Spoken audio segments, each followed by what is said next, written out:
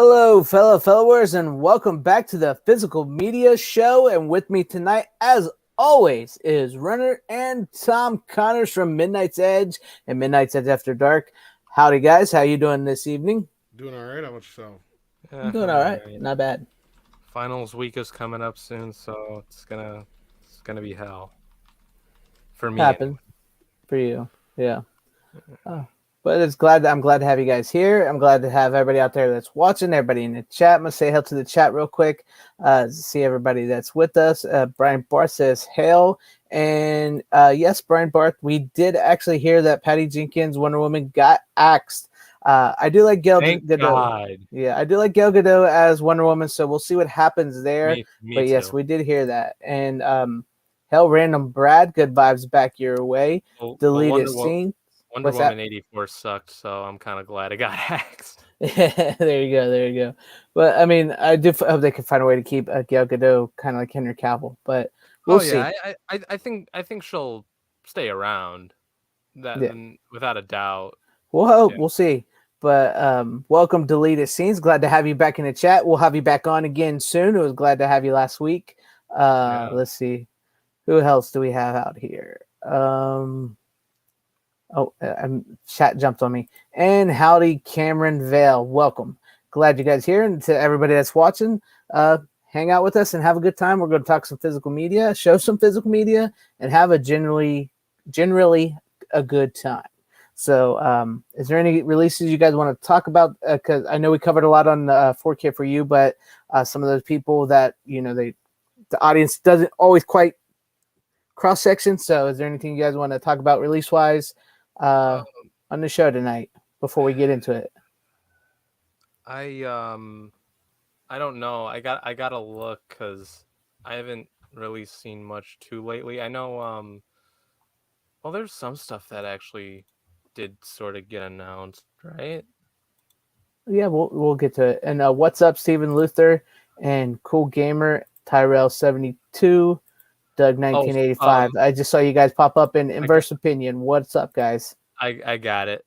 I can sort of go through with the latest stuff. So Wes Craven's Swamp Thing is coming out on 4K. Dig that. From MVD. I also dig that. I saw it once on cable when I was like a freshman in high school and I fell asleep. Like at like during like the middle, and then I like woke up and I think like it was the part where Swamp Thing was in the cell or something. Yeah, I'm looking forward to that because we're also getting the international cut on that in 4K with more of Adrian Barbeau. So I covered that in a video I did earlier today. So I'm excited about that. Well, that's good. I like the sound of that. But it surprised me. I thought I thought Shout was gonna do a 4K release for Shout, which is weird because Shout did have Swamp Thing. They had it the Blu-ray because I have the Blu-ray, the Scream Factory Blu-ray from them. Yeah, you can sell that for $100. Yeah, I'm not until at least get that 4K and see what's up with that. So yeah, I know because I've wanted to get that on Blu-ray, but it's like people on Amazon are selling that for $100. Like, what the fuck? Yeah. That's what happens when they go OOP. I don't know if this is confirmed, but I guess The Core is coming out on 4K. It's probably I saw that. That's one we did miss earlier. The Core is coming. I've never seen it, but I've heard of it.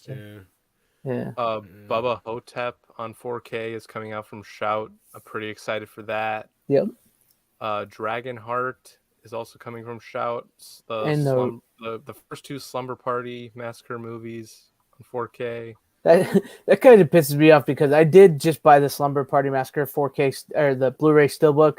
I can't remember if it was early this year or at the end of last year, but I just got it not too long ago personally, and now it's 4K. It's coming out, so happens all the time. Hey, here's the thing. Here's the thing, though, Greg. It kind of worked out for me because I was kind of pissed off when I bought the. At first, I was pissed off when I bought the Platoon Blu-ray Steelbook from Shout, and then I found out it's getting a 4K release, but then I find out it's a shitty transfer, so I'm like, lucked out there. Yeah. So keep the Steelbook, because it's a Oh, steelbook. definitely. I'm not getting rid of that. That steelbook is beautiful. Yeah. What else? I think I think that's it.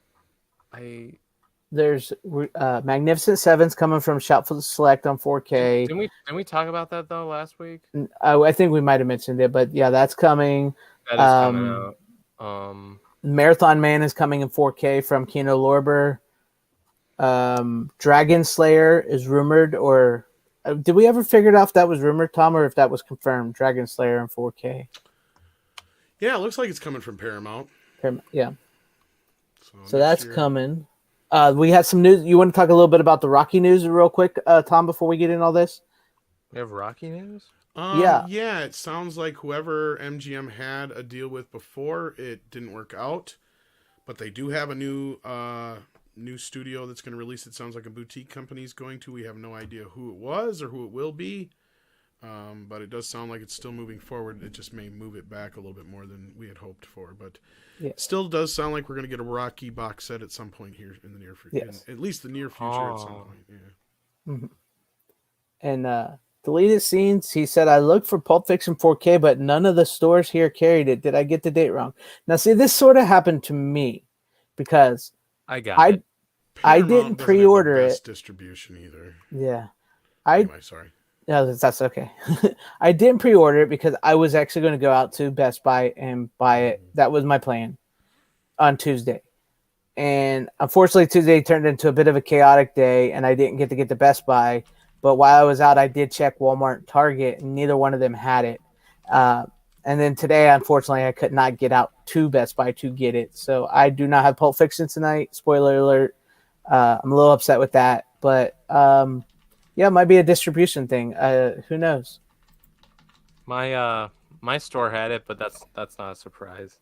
Yeah. Your Best Buy is the greatest Best Buy in the world. It is. But that's about it. That's really about it for releases. And so with all that being said, who wants to go first tonight, Runner or Tom? I know depends on what the one that you guys got together. Whenever you want to do that, so we'll do. I'm thinking we do that one later. Is that cool, Tom? Sure. yeah. So we'll go with you, Runner. What do you got first? All right. So what I got first is this is a movie I would definitely consider a Christmas movie. It's an absolute classic. I saw this when I was a kid, and it scared the shit out of me. I forgot which age I saw it, but I loved it. I know this is one of Santa's Sleigh. No. God damn it! I lost my train of thought. Thanks, Greg. That's not hard to do with you. You can suck a bag of dicks. Yeah. And tomorrow night I'm gonna be talking about this movie on a stream, which is pretty exciting. I just watched this. Well, I hadn't seen this movie in a long time, but I watched it last night, and it holds up very well. It always holds up. Yeah, and that is Gremlins. It's a gremlin. Dude, you can't say it's Christmas yet till the gremlins start singing Christmas carols. I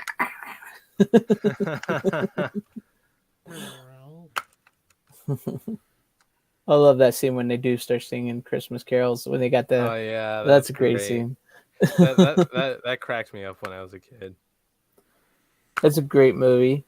I love that movie. I know it's one of Tom's all-time favorite movies, so that's pretty cool. That's kind of what I said, but yeah, it is. Yeah. It's great movie. It is, and the Mogwai, and I do love the fact that I love listening to like Joe Dante talk about the movie, and when they filmed the scene in the theater, how how bad that was, how they had to put that all together, and how it stunk and everything with everything. So that was. You mean the one where they're all watching Snow White? Yeah. Oh yeah. Because it's like, if I remember correctly, Tom, it was like, wasn't it built on like a platform for all the gremlins? So like everybody was underneath doing the gremlins. Do you remember that, Tom? What was the question? With the theater scene in Gremlins, wasn't that like built on a platform? So like everybody's underneath puppeteering the gremlins. Not only that, I think it's put together with like. I'm trying to remember, I think they do like 3 different shots Yeah. spliced together too on top of it. But yeah, it's everybody and anybody who could have a gremlin puppet on each hand and on their head. Yeah, because I remember Dante talk about it. Said it was the stickiest, stinkiest day of filming because like Oh, actually, everybody that was. was in the bar. Oh, yeah, that's the bar. The The bar bar scene. scene You're because of right. all the You're right. beer and the shit. Yeah. The bar makes more sense. Yeah, I got that confused. That was my fault. It was the bar scene. Yeah, I remember the that. bar scene was just horrible because of all the crap that was all over the place. Yeah. Yeah, And after a few days, it got pretty rank. Yeah. Didn't they push that to the end, like in the filming to try to do a lot of the Gremlin stuff they saved till after they shot a lot of the major stuff. Yeah, because they just spent weeks and weeks on shooting Gremlin stuff that they didn't need actors for. Because after that point, they sent everybody else home, and Phoebe Cates had like an extra 2 weeks of shooting or something like that, or a week of shooting. I was gonna say Phoebe Cates probably had a hell of a time shooting the bar scene and all that. What if they made Gizmo the villain on Gremlins? I think he actually at one point in time was supposed to become the villain. Wasn't he, Tom? That like when he got the water on him, he was going to become the bad guy. I think I remember that he was originally Gizmo supposed to be. was never even in the original one. Yeah. Yeah. Technically, Gizmo and Stripe were the same character. Yeah. Yeah, that's what I remembered. Like he was to be Stripe. Once he got wet and became a gremlin, he was going to be the villain. Yeah, I think they may have called him Gizmo in that, but even Billy didn't like him because he was a little dick. Yeah. I mean, it was much more. It was intentionally supposed to be a much more scarier movie than it was. And to be honest with you, it was a scary movie to begin with. Gizmo sticking around was also a last-minute decision by Steven Spielberg because he thought the Mogwai looked so cute. Yeah.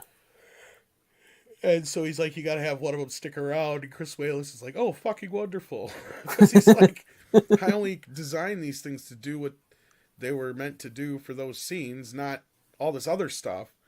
So he's like, thank God that we had this backpack because basically all the mechanics could fit in the backpack and they could have Gizmo pop up and down and move a little bit here and there, to kind of at least give him some movement. But otherwise they're like, how the fuck are we going to have this character running around with Billy through the whole movie? It just, it kind of worked its way out. But yeah, the original script from Chris Columbus is actually, story beat wise, has a little bit more in common with Critters 2.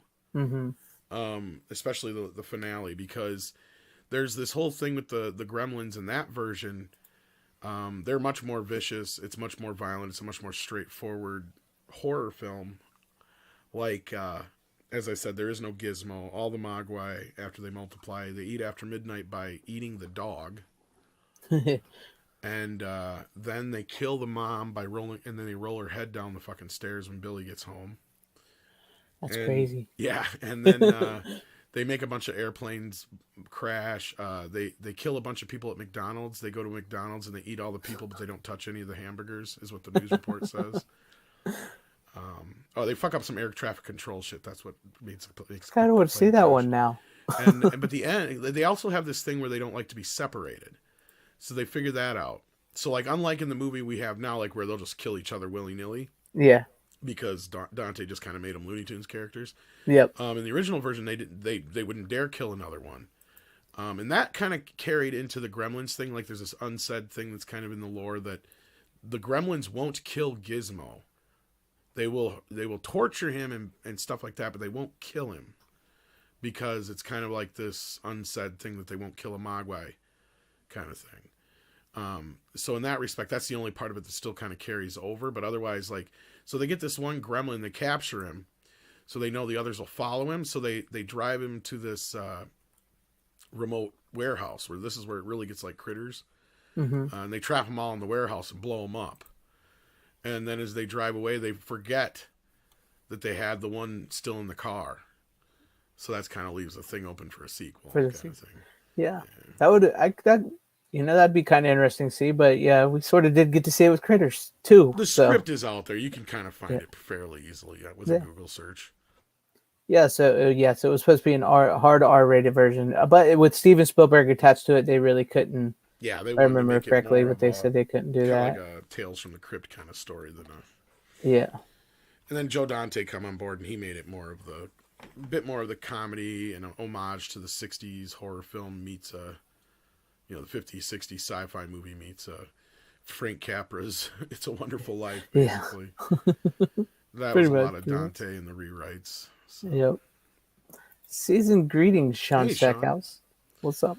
So yeah, But it's one of my favorite films of all time. Sorry, so yeah, go go on a ahead. bit about it. Yeah. No, that's all I was gonna say because you asked me, but yeah. Yeah. But Greg, anyway, your experience with it. Oh, I loved it. I Or, remember Runner. seeing it. I meant it was his, wasn't it? Yeah.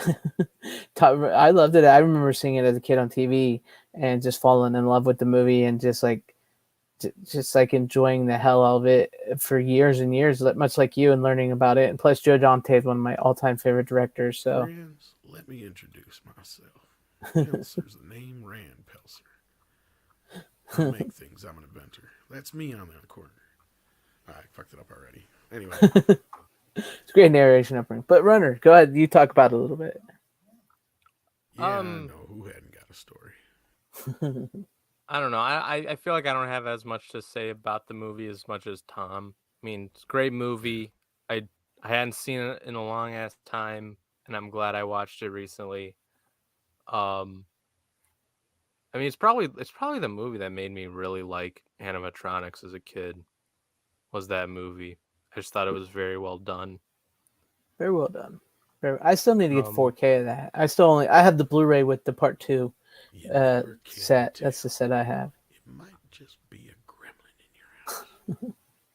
your house. Oh, look at this. Doug says I like part 2 better than the first. I can understand. I see part 1 and 2 are two completely different animals. I haven't seen 2. You've never seen part 2? Oh my Dude. God. No. You're monetized, aren't you, Greg? Yes, I am. Never mind. I was going to say we should watch real quick, show him the have you ever seen the Key and Peele Gremlins 2 skit? No, I don't think so. I've heard you talk about it. Greg, have you seen it? No, I have not, but You I've heard haven't? people talk about Oh my it. God, it's fucking I almost want to show it to you guys right now, but I'm sure you get a claim for it. So Probably. Yeah. We'll have to check it out. You can show us after the stream. Watch Gremlins 2, Runner, and then after you watch Gremlins 2, go type in Key and Peele Gremlins 2. Got it. All right, and I'll it'll do pop that. up right away from Comedy Central. So don't show me yet.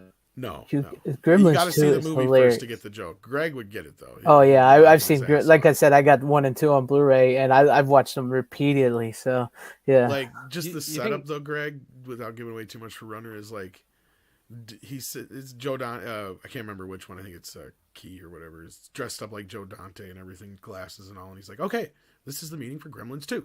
What do we got, kids?" You know, he's got a story group there, and then the guy comes in who's dressed like Hollywood from fucking. Mannequin goes, "Hold up! I am the sequel doctor," whatever the fuck he calls himself. And he's like, "All right, we're working on G2 here, people." You know, it's like, "All right, I want everybody to come up with their own gremlin." Yep, I can see exactly where it's going. Exactly. Yep. I gotta watch that now. I gotta watch that. The end is great. I don't even want to ruin it for you. I love Gremlins 2. Christopher Lee, and I get exactly where you're going with the Hollywood thing and each gremlin. I love it.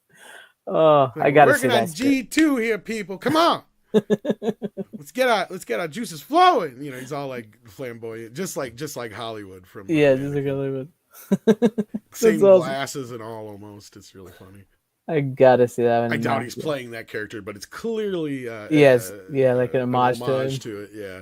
Yeah. And is Gremlins a Christmas story? Oh hell yeah. Yes. Hell yeah. 100%. Even though it was released in the Absolutely. summer, I mean, the whole movie is about a Christmas gift that literally I've dug deep into this movie about how it's really kind of this big, like, you could look at it as a metaphor for, especially in the 80s, how the gifts actually consumed the people, how we were getting too consumed with gift giving and buying shit over Christmas, and how Christmas had become too much of a all about the products, consumerism, especially and consumerism and all that stuff, and especially because there's another part of the original script I forgot that didn't make its way into this one. This one they just kind of give Gizmo like this kind of Fugazi background. You don't really know where he comes from other than just some old Chinese man owned him. Of course, in the novel they give him a alien background, but in the original story they were manufactured in China. There you go. So like there's this whole like it is a very on the nose kind of thing. Like, Yeah, I get that.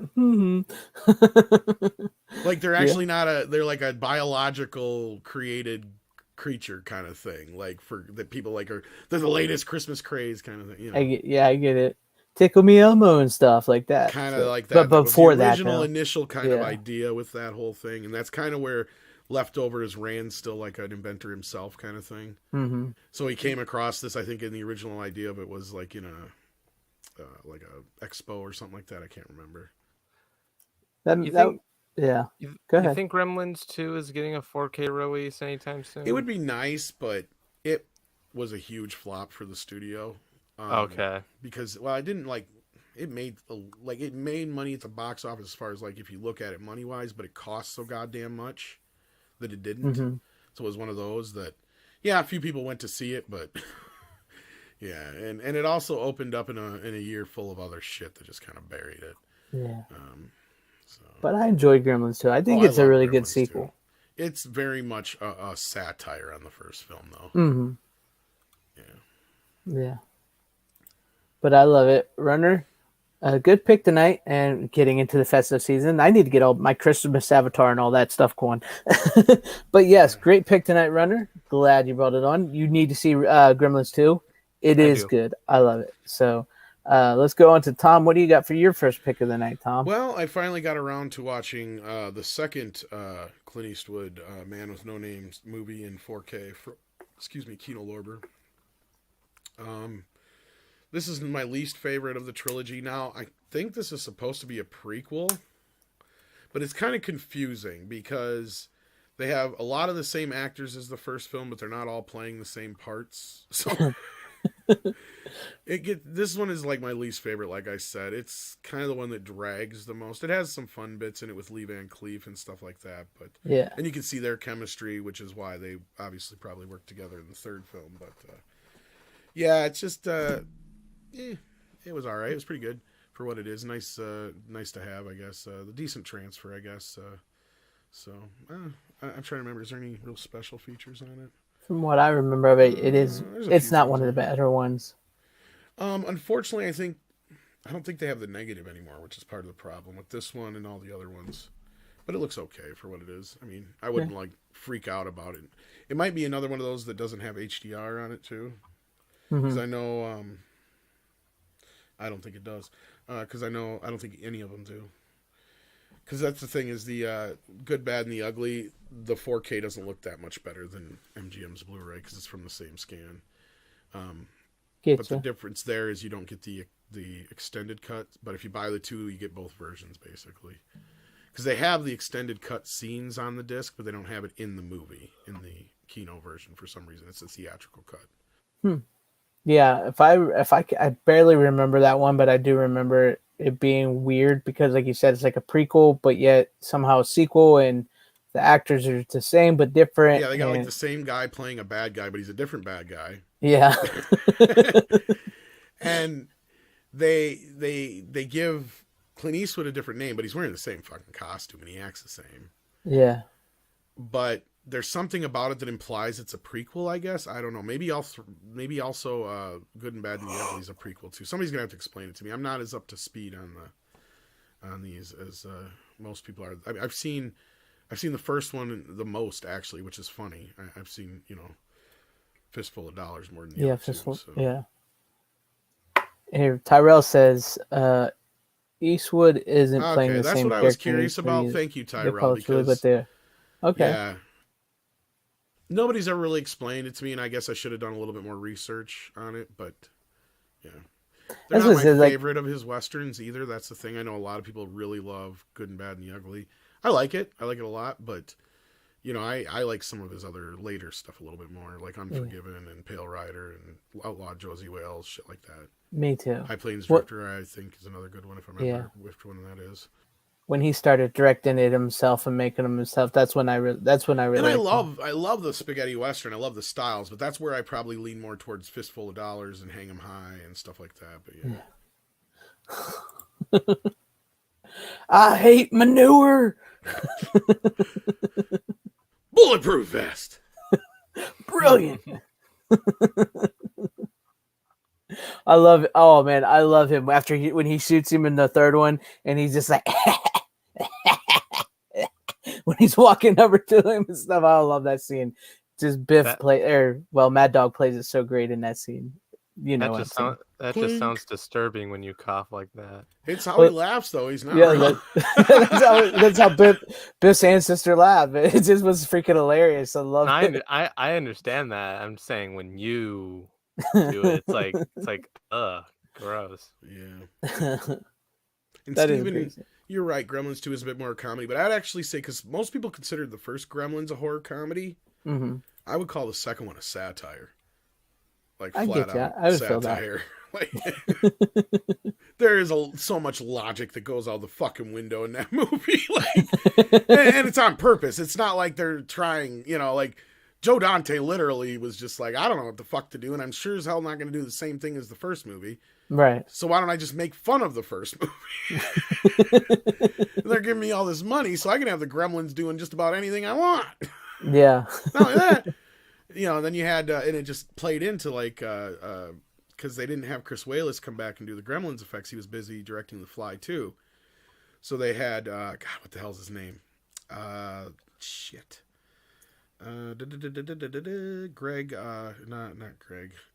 What is it? Is it Can Be? No. Oh, shit. Gremlins 2.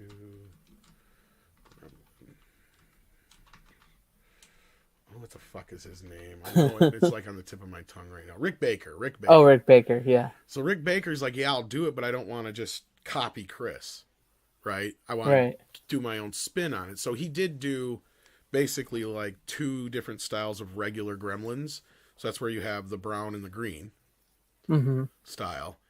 And then he also wanted to do special Gremlins, and that's where we got the rest of it from. And Jonte's like, oh yeah, let's have fun with that. Like, yeah. So like, yeah. There was even supposed to be more. There was a lot more than what we got. I'm trying to remember the other ones offhand now. Because there was the electric one, there was we know that, and then the bat, the spider. So I think there was supposed to be more creatures and some other weird ones from the experiments, but yeah. But I can't remember now what they all are. I'll have to look it up sometime when we talk Gremlins too. Sorry, I detoured from Clint Eastwood. That's fine. But we are supposed to be getting some Clint Eastwood movies in 4K. We heard earlier we were talking about. Yeah, some of the Dirty Harry movies. All 5 of them, it sounds like. Yes, which is exciting. Via Bill Hunt over at the Digital Bits. This was kind of news to me. I had not heard anything about the films getting any scans, but I mean, it's kind of weird because the anniversary would have been like last year. So you'd think that if they would have had them, they'd have got them out last year. But looks like we're going to have to wait till at least next year, maybe a year or 2 after that. Dirty Harry films are coming from Warner. Also, supposedly there's 4K masters, actually this is according to Andrew Carter of Clint Movies on Twitter and via Bill Hunt. The Where Eagles Dare, Outlaw Josie Wells, Pale Rider, Thunderbolt and Lightfoot, and Kelly's Heroes are all getting 4K treatment. And Thunderbolt and Lightfoot, we already know, is coming from Kino. Yep. So. Yep. Yes, sir. And they say films when they say Dirty Harry, so I'm assuming that's all 5 of the Dirty Harry films. Which would be great because they really 2023, do need... so it's next year. Yeah, so they do need the treatment. That'd be nice. Yeah, because it's been a while since those Blu-rays. Those were early Blu-rays. So big time. And like I said earlier, Deadpool, I'm pretty goddamn sure has never gotten its own singular release. Yeah, that's what I was thinking because I remember seeing the 4-pack like we talked about earlier. So I don't think I've ever seen them sold separately. So yeah, it's actually like a 5 or 6-pack because it has all 5 movies and then a bonus disc. I think I have that one. But when they released them separately, all they did was the first one by itself, and then 2 and 3 and 4 and 5. No, they did them all separately. I think 2 of them are on one disc together or something like that. But they just released 2 together with 2 maybe discs. That's what I remember seeing. Yeah, but they did not release Deadpool at all that I know of. So yeah. So hopefully I wouldn't mind seeing those on a 4K either because I like Every Which Way But Loose and Every Which Way You Can. Who directed those? That's the curious part.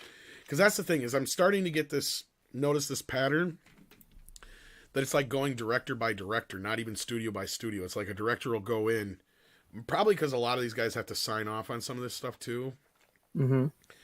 And it's like, you ever notice, like, all these directors, it seems like we get them in a like Carpenter, we got them all, in a slew at once. Mm-hmm. I know Spielberg's had all his scanned, and we got most of his already. George Lucas and Francis Ford Coppola scanned theirs all at the same time, from what I've heard from a couple different places. So Tarantino, we're starting to get those. Yeah. Scorsese's been releasing his, so it does seem like it's going. Every director is getting their shot at just doing their whole main their catalog in 4K. Yeah.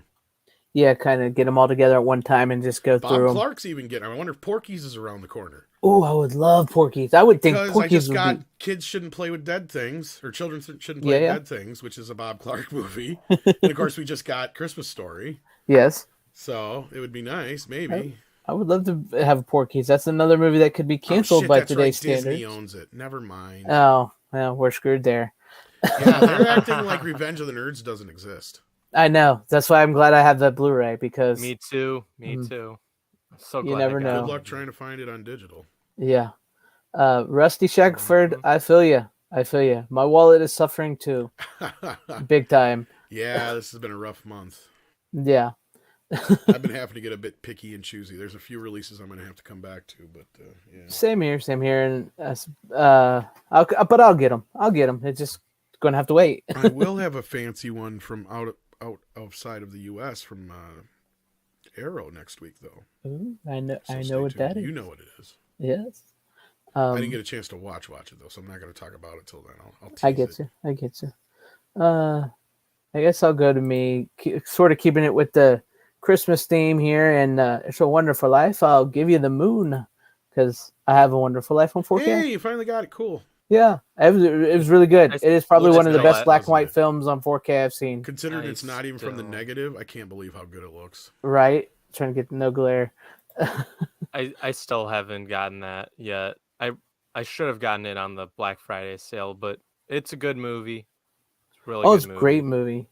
Oh yeah. I'll give you The Moon, Mary. The Moon.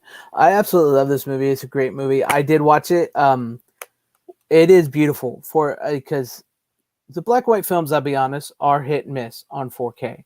I agree. I watched my Universal Monsters one, some of them over Halloween and stuff. They look beautiful because they're all scanned in 4K, and it looked great. And then I've seen some 4Ks that look exactly the same as those Blu-rays. So when I watch this one looks really, really great. It's probably one of the best, like Tom said, it is probably one of the best black and white 4K transfers I've ever seen. It's rich. It's beautiful. I love it. It does. Compared to all the other black and white ones I've seen, yeah. Yeah. You sit around here and you spin your little webs and you think the whole world revolves around you and your money. Yeah. Well, it doesn't, Mr. Potter. The whole vast configuration of things, I'd say that they're... I said, no, senor. I was thinking Home Alone when he starts doing it in France. I said, no. No. But yeah, it is a great movie. Vic, yes, I actually picked it up when it was $7.99 when they had to sell. Yeah, so I got it for cheap. It is beautiful. Why did It's a Wonderful Life leave public domain? Well, the short version of that was it fell into public domain because it was owned by Republic Pictures and they went bankrupt years and years ago. And in '74, they had to renew their copyright. They did not, so it fell into public domain. Yep. And then through some finagling and shenanigans, Paramount got the rights to it, and NBC owned the rights. I think they still do it for a year or two yet, for a while, but to the TV broadcast of it, because they used to get shown consistently on Christmas time throughout the 70s until the copyright got figured out. And I think it wasn't until 1993 or so that it was finally all figured out. But yeah, so it took it almost 10 years to get figured out. Or over 10 years, almost 20 years. I mean, sorry, Jesus. Yeah. But yeah, that's how when it became a Christmas movie, because believe it or not, it was never really a movie that lived on past its initial release until then. Now it's a Christmas staple, but Brian, it just matters on registries, and I don't know the exacts of it all, but maybe they bought the catalog from the company and then they just re-registered it. Like, I know it's funky, like, still, like, Night of the Living Dead is supposed to be technically in the public domain, but, like, The version that Criterion did is not. Mm-hmm. So it's kind of a fuzzy thing. It's a weird thing. It is weird, and but if you can get a chance to get a hold of this 4K, it is one of the Did you best watch the black and white making, or ones. not the making of it, but the there's a nice documentary on there about how they talk about how they remastered it and stuff. Did you catch I that? did Or no? not. I That's just pretty watched the cool. movie, Look but I at it. will watch that. I see it now. Well, Yeah. anybody who wants to know about how these movies get remastered and stuff, that's a pretty good one. That one and the one that's on Jaws are really good. Oh, I didn't. Honestly, I didn't even read the special features on the back because I just saw that the colorized version was on the Blu-ray and the 4K was the 4K. But yeah, now that I see it, yeah, I'm definitely gonna watch that. Definitely. That I love. colorized version ain't the worst one in the world, but Yeah, I still prefer it's from an older even scan though. But yeah, yeah, even if it was colorized, I'd still rather watch the black and white one personally. oh, now after that, yeah, definitely. Yeah, and it's great. It's great, and and the funny thing is, I love how it's become a Christmas movie when honestly, I don't know if you could really call it a Christmas movie because it doesn't become Christmas till he gets on the bridge. The whole movie is his life and then when it becomes Christmas is when he's on the bridge getting ready to jump off, and then they go through that day in Christmas. So I guess it is by that sense a Christmas movie, but it takes a while to actually get to the Christmas stuff. So I enjoy it though. I love it. And Runner, you need to see it. It's worth it. And if you can get your hands on that 4K, which is still not really that expensive, so you can It's still get not, it. but it was much cheaper during Black Friday. Is my point. I think they got a steelbook version out now too this year, if I'm not mistaken. I heard about that. Oh, they do. Oh yeah, I actually saw it. It was like a red steel book. Yeah, I think so. But yeah, I love them. I don't know how much more we could actually really talk about that movie because I think everybody has seen it, except maybe Runner, a bazillion times. It's a really good movie, and once you see it, you can really see the influence it had on like Back to the Future and Gremlins and some other films. Yeah, Yeah, I've seen it a few times. It's a good. Oh, movie. you've seen it? Really See, good you've seen movie. it. Yeah. Oh, I thought you haven't seen it. I said I've seen it. Oh, I thought you he said has- I haven't in film seen school. I would think they would have showed Yeah, it. yeah. Didn't Okay. they? They didn't show it in film school. My Really? mom made me watch it. Well, it's been on TV enough Years times. ago. it. Yeah. I think that's why it was on TV. Yeah. He For a was the while, I think richest they man even in showed town. it without commercials for a while there, if I remember right. Yeah, I think on NBC, like they run it a couple times, but then like the first time they run it, they show it without commercials, and then after that, they show it with commercials. Yeah, it's like sponsored, but they'll run it the whole show with or limited ads or whatever. Like I think they might do one break or something like that. Yeah. They kind of used to do that with Ten Commandments. What's funny is for years, I'd only seen the last half of that movie. Really? Yeah, because it's funny because they would show it every year on television. Well, we'd go to my mom's side of the family on Christmas Eve. And usually they'd show it on Christmas Eve on NBC. So by the time we get home, it was about half done. So, of course, my dad wanted to watch it. But so I'd only seen the last half of the movie for years until I finally got the other Blu-ray that comes in that package there. And I finally saw it. Or maybe I got it on DVD. I think I might have gotten it on DVD. But yeah, either way, whenever it came out on DVD or Blu-ray, I finally got got to see the whole movie from beginning to end. Corley and Rogue, sort of like Christmas Carol. It's kind of. It has a lot of similarities. You know, actually, now that I think of it, I think I had the DVD because I remember watching it on TV because I could watch it in HD. Because I actually had it on HD before it was on Blu-ray. So yeah. Nice. I remember catching at least one time on NBC in full. Nice. I remember. I think it took me a while myself before I saw it all the way through, because I don't think I remember much of when he was like a kid and when he loses his hearing when he That's jumps the shit into I didn't see. The part where I was usually we would come home right around the time is during the flashback of where the pharmacist almost kills the kid. Oh yeah, slaps him around. That's usually where I would come in, either there or right around the dance scene. I usually generally in that region. That's usually where I come in too. Was either like when he's getting the suitcase because he says I need a big one like this big, or around there, or when he's at the high school with the girl. Yeah, with the pool opens. That's Yeah, usually because every time my dad has to tell me, I remember when I was a kid, that's all for when he's grown up. yeah. Little rascals. Nice. The kid that opens the pool is. Yeah, opens the pool. Yeah. Actually, I did not know that till just now. So You didn't? Yeah, that's no, I Alfalfa did not from the actually know Little that was Rascals. alfalfa. Yeah, you can totally tell once you know. Now I'll look. Now I'll have to go back and look again to make sure because I honestly didn't know that till just now. Huh. Interesting. Great. But like Corleone Rogue, for anybody that I don't doesn't want to know, get married to anybody. You understand? exactly.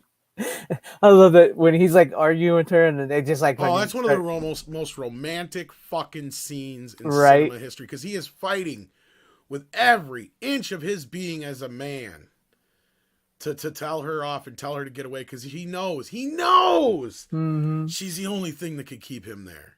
Yep. Until the one other thing happens. The worst fucking thing in the world could happen. Yep. I love that fucking movie. It's a perfect fucking It's a film. great movie. Perfect. I love it absolutely. Yeah, and he It's just a like great starts snapshot of a guy's life, and I mean, yeah, it really gets associated with Christmas, but and there is some Christmas elements to it. But I get the argument, and I use that that movie as a when people go, well, Die Hard or Gremlins isn't a Christmas movie. I'm like, well, there's more Christmas in it than there is in It's a Wonderful Life. exactly. Well, there was more Christmas in Gremlins than Die Hard, I'd argue. Die Hard, yes, that's true. But Die Hard, I still will argue Die Hard is a Christmas movie for various reasons. But yeah. I personally don't think it's that much of a Christmas movie, but that's just me. I know a lot of people do. I think it's a Christmas movie. Listen, I 100%. know I'm gonna get my ass kicked when I say that, but I mean, maybe when I get older I'll see it, but I don't for some reason because it's like, at least to me, and maybe Tom can. I prove always me look wrong. at it this way because, well, here's the best argument I can give for it, and I'll try and keep it short. Because I'll compare it to what some people argue that Lethal Weapon is a Christmas movie. And I'll say, yeah, you could consider it a Christmas movie.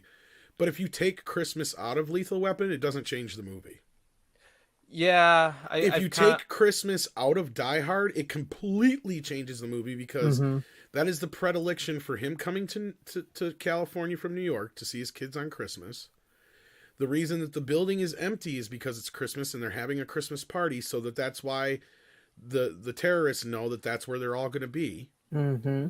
And they know that there's going to be, it's a lot better time than any other time of the year to do it and all that kind of stuff. Plus the whole elements of, Christmas spirit in the movie and, the fact that, his whole goal is to be able to save his wife so he can see his family again and all that kind of business.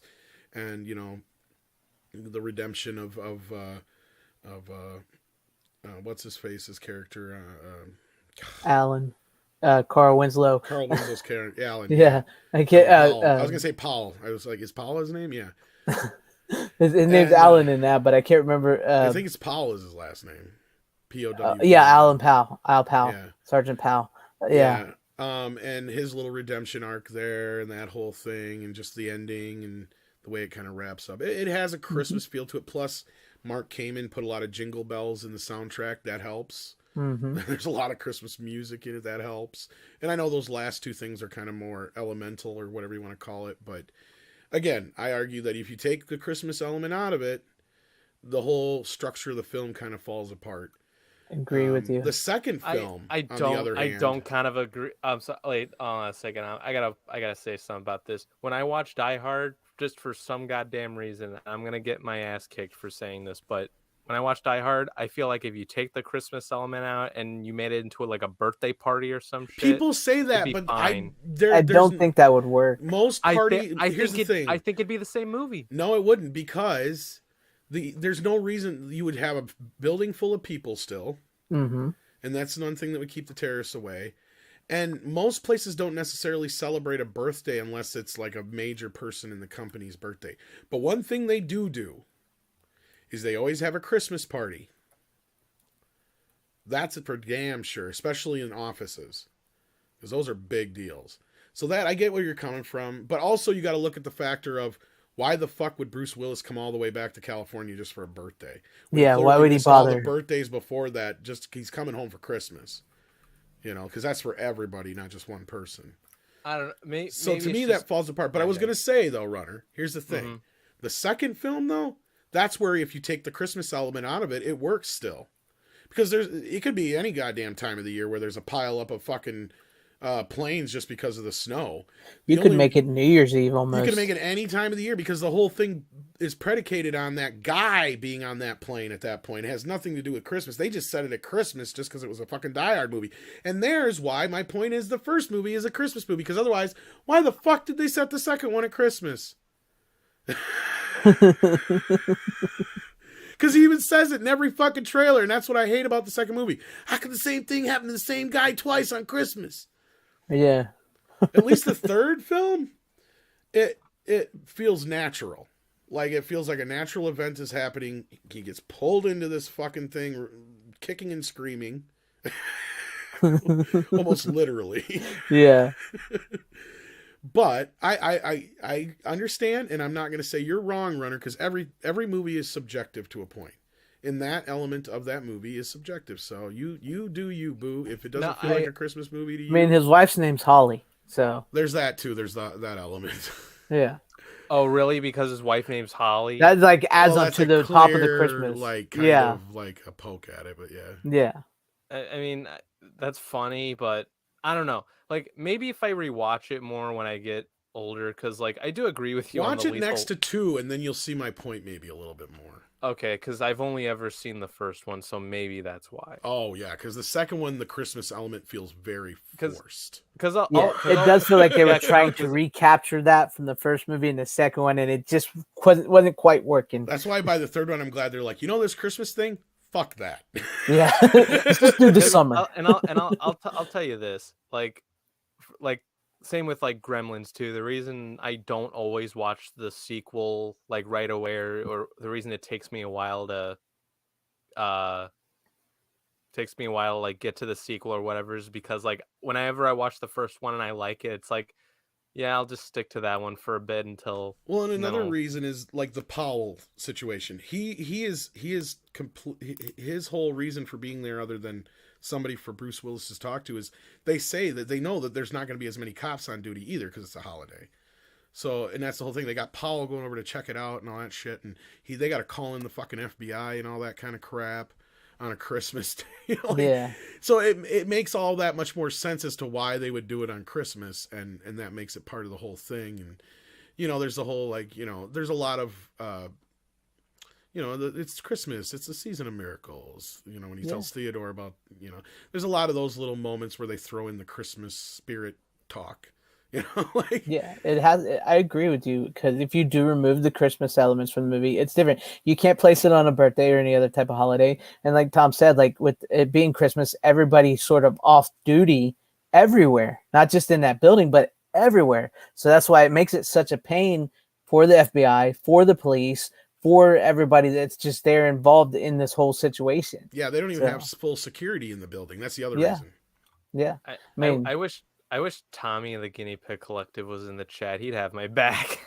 Because I know some people do, but he's been pretty outspoken about it. Here's the thing: the only thing I can say as far as the people, it could be a birthday party or anything like, no, not really, because the only other times that a business like that will have any kind of party is usually in the summertime. They'll have a summer office party, but those are usually at a park or some kind of resort, right? So that's usually that case. So that even kind of makes that more complicated. But it's just the whole element of it all. Like, if you take it out, it really does fall. A lot of it falls apart. But no, and I totally, it's your prerogative. Everybody's, I mean, it's your opinion. You're wrong, but it's your opinion. It's okay. You've had some shit opinions too, Greg. Not really. I always yes, look at you it have. Like, it's kind of like when people get into the whole like candy corn argument. I fucking hate candy corn. I hate it with a goddamn passion. It's to me it tastes like dried fucking frosting. And I know what it is, and it's even worse now that I know what it is. And it's pretty. And I'm not too far off. But no. But I actually got into I got asked to be on the debate in the whole. A couple of YouTubers did for fun. They did a debate on it. But I got The stuck Die on the Hard pro thing? side. No, well, it was the candy corn thing. But I'm just gonna say Oh, this: candy corn. like, even as somebody who's not a fan of candy corn, the argument I made for the candy corn was that it's still a part of the holiday, right? Like, it's still a part of that holiday. So, like, to me, like, Christmas, Die Hard has been such a part of Christmas for so long now, you can't really deny it. It's just like It's a Wonderful Life. It has become such a staple to the holiday now that regardless if there's people out there who still go, it ain't a fucking Christmas movie. That's probably, you know what? It's a Christmas movie you can watch any time of the year. Yes, sir. That's what 100%. I agree. I agree with you 100%, Tom. I mean, even Home Alone is the same kind of thing. Most people do you consider Home Alone a Christmas movie? Yes. Well, there's nothing that says that movie has to take place at Christmas. It could be summer. Yeah, but they could be going vacation for summer in France. Yeah. I get more I get more Christmas vibes from that movie than Die Hard. I'm sorry. I see where that's you're just coming from me. to a point, but they're very similar in a lot of respects. pretty much. Like I know Tom will agree with me. Like if you take the Christmas element off of something like Gremlins, like you like that's a lot to change in that movie. You know. See, that could have actually been a birthday present, but then it needs that Well, Christmas element. Yeah, but for the town. But like almost everything around the town is Christmas. You know what I mean? And again, that's the homage to It's a Wonderful Life. And in the end of the day, like I said, it is purely like an idea of the presents consuming the people kind of thing is in a whole element of it too, and the gift part of it from the Mogwai and all that business, and you know clearly. I do agree with you on the whole Lethal Weapon thing. Like when you watch that, it's like like you could consider it a Christmas movie, but like. Not like exactly like if you take it out, it wouldn't Christmas matter. out of that. That's pretty just much an action if you flick. change the opening theme song because they've got the Christmas song playing at the beginning. Exactly. Take out the Christmas tree scene and put it somewhere else. Doesn't have to be in a Christmas tree farm. That's just a weird setting anyway. That's one of the reasons why I'll make an argument for it being a Christmas movie. So that's why I say that. I mean, I've and then the other part is just the end because of the whole coming together for dinner thing. Yeah, and I have noticed that with the movies that were written by Shane Black. I've noticed that about him. Like he likes to set his movies at Christmas. He exactly. does. He loves his Christmas, but like if you take the Christmas element out, it doesn't mean shit. You know, it's more of a background character in his movies. Because like you could even say that Kiss Kiss Bang Bang is a Christmas movie. Yeah, and I agree with Cryam. He's right. In the reverse to Die Hard, Home Alone 2 must be a Christmas movie, as opposed to the first one could go either way. True, because there's so many elements in that second film that are predicated more on Christmas. True. Like even small things like his uncle being out of town, even though it's his house is being renovated. I mean, it would be more believable that he left town for Christmas, right? Oh, right. I get left at a Best Buy alone and take all the movies. Yes, sir. You gotta forget there's terrorists that's breaking in. That's fine. Runner probably fit in the air duct. Dude, I've seen Night of the Living Dead. We'll get together. We'll have a few laughs. I've seen Night of the Living Dead. I can defend myself. Tonight on the 7:00 news, a young man was found brutally beaten in a Best Buy, left alone.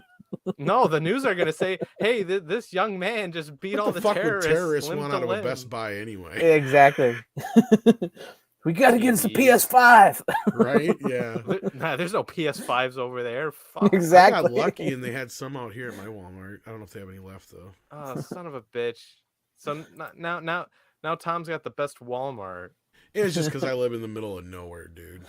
But most people couldn't afford one around here. Yeah, probably. Because I live in a dead end city. Same here. Now I wish I lived where you were, just so I can get a PS5. I live far enough away from other shit you wouldn't like it. No, I understand. But yeah, whose turn is it now? I forgot. It's Runner's turn. But real quick before we go, Brian Barth asked a couple times, "Do you pity George Bailey? Do you think he's?" I feel bad for him. I don't know about pitying him. As I said, I don't pity him. Hard hand, but it's a uplifting story. Yeah. I mean, granted, he wanted to travel the world and everything, but he ended up finding everything he needed right at his house, and he just had to be shown it. The world kind of came to him. Yeah, exactly. Okay, so Runner, it's to you. Um. Okay, so this movie I recently watched, and you're gonna be a little shocked that I haven't seen this anytime soon, but I just watched it Debbie before does the show. Dallas. Debbie does Dallas. Debbie does Dallas. One of these You're days, he's wrong going to bring again. that on. I know. I've been waiting for it. No, it's not that yet. I'll Okay, I send it to guess fine. I him don't just to know. make sure. Um, Deep throat. Fine. it's it's a movie starring Brendan Fraser. The It's a Moomy? pretty, yeah, you got it. The Mummy. I love He's the only Mummy. got a few movies that are. I do love the Mummy though. I do love that first one. It's It's really a good. it's a fun movie. It's It's a fun. really It has its it is moments. I it liked is it a all fun right. movie. Yeah. I got it for the Black Friday sale from Groove. I didn't know They it did. was by itself. I thought you can only get it in that 3-pack or whatever. I thought about getting the 3-pack, but I'm like, eh, If I could have got it by itself, I probably would have. The because first two are the there's like best. The third I one didn't like the is second one not. at all. I haven't I don't know, because I only bought this one just because I'm like I wasn't sure if I'd like the sequel, so I'm like I might as well just get the first one at least, because I did see the trilogy pack or whatever at my Best Buy, but I'm like, yeah, no, I'm not gonna grab that. The first one's good. It's a fun. It's a fun like big like summer type blockbuster type See, movie. yeah, yeah, it is. CGI is really bad, but it's a It fun you movie. know it's worse. The CGI in the second one is worse. Oh, I've seen the CGI in the second Yeah, one, it's got especially the one of the Scorpion worst. King. Yeah, it's got some of the worst. So, but I like the second one. It's not as good as the first, and the third one is. It don't even bother with the third one. And Rachel Weisz is smoking hot. Yeah, and she's not even in the third movie. Damn, that sucks. Now I They don't want to see replace her it. with another woman. I mean, she's playing the Who, same who, character, who, but it's a completely different actress. Who's the other actress? I don't remember her name. Oh, okay. Yeah, It's a fun movie though. Brendan Fraser's great. yeah. Do you It's plan? it's Do I it's plan his on seeing? Indiana Jones. It's his Indiana Jones. Yeah, yeah. I feel like there's a lot of like inspiration from fucking well, Uncharted. I feel like got some inspiration from this and Indiana I would Jones. say Uncharted probably got more inspiration from Indiana Jones than it did the Mummy. But Yeah, but like but Brendan Fraser's like costume for the not costume, but you know what I mean. Like the way like he's dressed is very Nathan Drake esque. Like yeah, but it's sort of like what all them type of but adventures like that but were it is mostly Indiana Jones esque. But the way Nathan Drake is dressed is very much like Rick O'Connell from The Mummy. similar. But Like yes, like Dan Blackroyd, Maria Bello and is the the way name of the he actress that and replaces her. plus like the way he like takes out like guns and pistols and a shotgun and all that. That's like they literally like Uncharted like stole that. Maybe. No, not Yes, maybe. Not maybe, I Greg. don't know. I've never played 100%. Uncharted or seen the movie, so I I couldn't tell you. know. I I know. don't That's why. really play games. That's why I'm telling you 100%. Naughty Dog and the guys who created Uncharted took a lot of inspiration from this movie, along with Indiana Jones. That's my entire fucking Maybe. point. I do plan on seeing The Well when it comes out because I'm interested to see Brendan Fraser's performance in that. But I don't I know. Darren Aronofsky movies can be really dark, and I don't like getting depressed because his movies are depressing. see So that. See that's the thing about The Whale. It's like I'm interested in seeing it, but I feel like it's gonna be depressing as fuck. yeah, the that's thing Darren about Aronofsky for you. I can't even say his last I name for you. So Darren Aronofsky. whatever. He And gets you depressed. yeah, I don't know if I've seen any of his movies, to be honest with you. They're like, I mean, I I've had heard he's made depressed. some good movies, but yeah. I did actually hear someone talk about The Whale. They said they didn't like it. That's because is it the woman that came out about it? Because it's No, not fat positive. no. It's not that. Oh, It's like a legit like. I think he's friends with Chris Gore. oh, I oh. forget his name. It depends. Like I said, I'm sure he gives a great performance, and I'm sure the movie. That's what I've heard. Like But like I said, Darren Arnott, whatever his name is, he Darren makes Aronofsky. depressing movies. He really just makes depressing movies. Was Uh, Black Swan depressing? yes, Black Swan is very depressing. Oh Very shit! depressing. He gets these actors and actresses, and they give like this hell of a Cause I'm performance in these movies. But his movies are so damn depressing. The one with Jennifer Connelly and stuff, the way that just like the Requiem of a Dream. yeah, the ending of that, what she's doing with that other girl with them guys, it's just like that looks depressing. I've never seen it, but that looks depressing. it's so depressing. But he gives these movies where they're just so like these actors and actresses are so just like into everything they do. I heard The Wrestler wasn't. I did like The Wrestler, but it's still depressing. It's a very depressing movie. I've heard The Wrestler was pretty good. It is. It's a good movie. Mickey Rourke gives a hell of a performance in that, and it's great, but it's very depressing. So, yeah. But I like The Mummy. I like the original Mummy. That's a great flick. It's a good pickup. I haven't seen what it looks like in 4K. Yeah. I'd be curious because this like you mentioned, the CGI is not the greatest. So so the CGI is very on 4K, I'd say, but the stuff that are like practical and you know the real life sets and all that, the stuff that's it looks really damn good. Okay. So I do think it's worth it in like a really cheap price from what I got like 6 movies for $60 from Groove, but I also used their 20% off coupon. Not bad. So I got it for much cheaper than that. And I got some movies that I showed you in the group chat. Nice. And that was one of them. I plan on watching the rest. Nice. All right. And they're all like because I'm pretty sure they're all like Universal titles that I bought because Universal is like the ones that were really doing that big deal sale. Yeah. But yeah, if you can get on 4K, I'd say get it. I will. I do like because I really do like the first Mummy movie, and like Tom said, I do like Brendan Fraser, but Brendan Fraser doesn't have the best filmography. I do like The Mummy. I do like what's that one movie he did with Alicia Silverstone? Blast from the Past. I do like that. And I like Encino Man. Yeah, he's got a handful of good ones. Yeah, so wasn't he in a movie called Airheads? I heard that was pretty good. Airheads is great. Yeah, Airheads is a freaking masterpiece. It wasn't a huge hit, but it's a bit of a cult classic. Yeah. I love that movie. That's why I was like, when people are all like, "Oh, poor Brendan Fraser, he got blacklisted from Hollywood because of Me Too as well." I'm like, "Oh, that could be true, but I think people are forgetting that he put out a lot of duds." He did have some duds there. He had a run of duds that, yeah, he even tried doing The Mummy 3 because of that. So, like, I still, I feel a little sorry for him, but I think he's milking this shit a little bit. I mean, he knows what he's doing, so I'll give him that. Yeah, he's helping him with his comeback. Totally, whatever. So, and he is a great guy, though. But yeah, I agree. It's a bit of revisionist history, if you ask me. But hey, if a guy wants to use the Me Too movement, fuck it, why not? Yeah.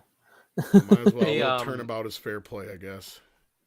I don't know if I'm curious if you guys have seen this meme on Twitter or any other social media. Like, there's a meme that somebody made where there's like a picture of Brendan Fraser and Keanu Reeves. It's like if those two started a movie called Movie, it would be like the greatest thing ever or something. Yeah, like I've seen that. I thought that was pretty funny. I did like Bedazzled. I thought Bedazzled was funny. I like that. That was one of his flops, though. Yeah, that was one of his flops. That was one of his flops. Bone, yeah, Monkey Bone was bad. Oh, that was a bad movie. Oh, George of the Jungle. George of the Jungle was good, but that was one of his hits. I know. I remember seeing that. I don't know if that one did as bad as Dudley Do Right, but that one did. Oh, that was horrible. I remember seeing George of the Jungle as a kid, but I don't remember it very well.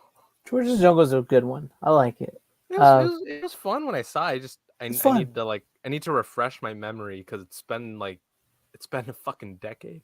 Like his over 90s stuff, like from like George of the Jungle to The Mummy and Encino Man and Blast from the Past. Those are like really his best. But then he like sort of sort of nosedive.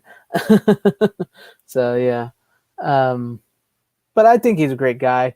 I think he's really cool, and I'm hoping that he does get his comeback and he does get to make the movies.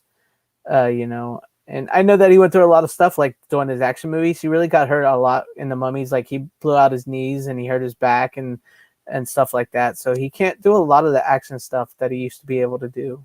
So it was rough. It was rough. What's up, another monster? What's How up, you another doing? monster? But yeah, I do hope he gets to make a comeback. I would love to see him in more movies and kind of get that career resurgence that that I think he really needs, because I think he needs his Keanu moment, because let's face it, when Keanu Reeves did John Wick, he was sort of down and out on his own, and he had kind of came and went, and then when John Wick came back, now we got freaking Keanu Reeves again. Mm-hmm. And so I think Brendan Fraser really needs that. And if The Whale helps him, I'm all for it. I'll see it, but I really don't want to cry, because Darren Aronofsky, man, it just, oh my God, his movie is so depressing. But they can be really good at the same time. Here's the thing: you got to be in the right mood in order to see. Yeah, you got to really be in the right mood to watch movies like that. Because like here's the thing: like if you're having a good time, like watching The Whale is probably not going to be the best idea. So... like if you're like, oh God, and like if you just have like a bad day or something, I don't know, maybe that's when you pop open The Whale. Yeah, you just want to watch it. Yeah, David Blackwood, that's what I was talking about. Like he really got really messed up on The Mummy. Like a lot of that also contributed to his downfall in his career, is because he got really injured really bad on The Mummy movies from doing a lot of stunts and stuff. So he couldn't do a lot of the action movies that were making him famous. Oh, so he started doing like those comedies that didn't quite work. You know that Brendan Fraser took a shot at the remake that Tom Cruise was in? Good, because that's a shit movie. I heard it was a shit movie. It's a shit movie. I probably will watch it, even though I hear it's bad. It should not have been called The Mummy. It should have been called Tom Cruise. Okay. Because if the whole point of like a Universal monster movie, The Mummy, is you want to go see The Mummy. You want The Mummy, right? You want it to be a monster movie. But it's just another Tom Cruise action flick where he's jumping out planes and shit and doing his Tom Cruise thing. And The Mummy is an afterthought. So it's just like, okay. Well, that makes sense. If you're going in for a Tom Cruise movie, you're good to go. But if you're going in for like a Universal monster movie, which is what these movies were based off, like, because with Brendan Fraser, that is a Universal monster movie. Yes, Brendan Fraser is a star, but The Mummy is forefront. It starts with The Mummy in the past and all that, and they sort of do the same thing with that in the Tom Cruise one, but it becomes just a Tom Cruise movie as the movie goes along. If you get what I'm trying to say. Oh yeah, and it was also directed by Alex. Yeah, Kurtzman. And Alex Kurtzman did it. So yeah. But with all that being said, Tom, if you're ready to go, let's go for your next pick. Sure, why not? Okay. Now I watched the original this a little while back. You remember me talking about it, and I finally got a chance to see the remake of Walking Tall with Dwayne Johnson and what's his face from Jackass? Johnny Knoxville. Johnny Knoxville. I actually liked it. I liked it quite a bit.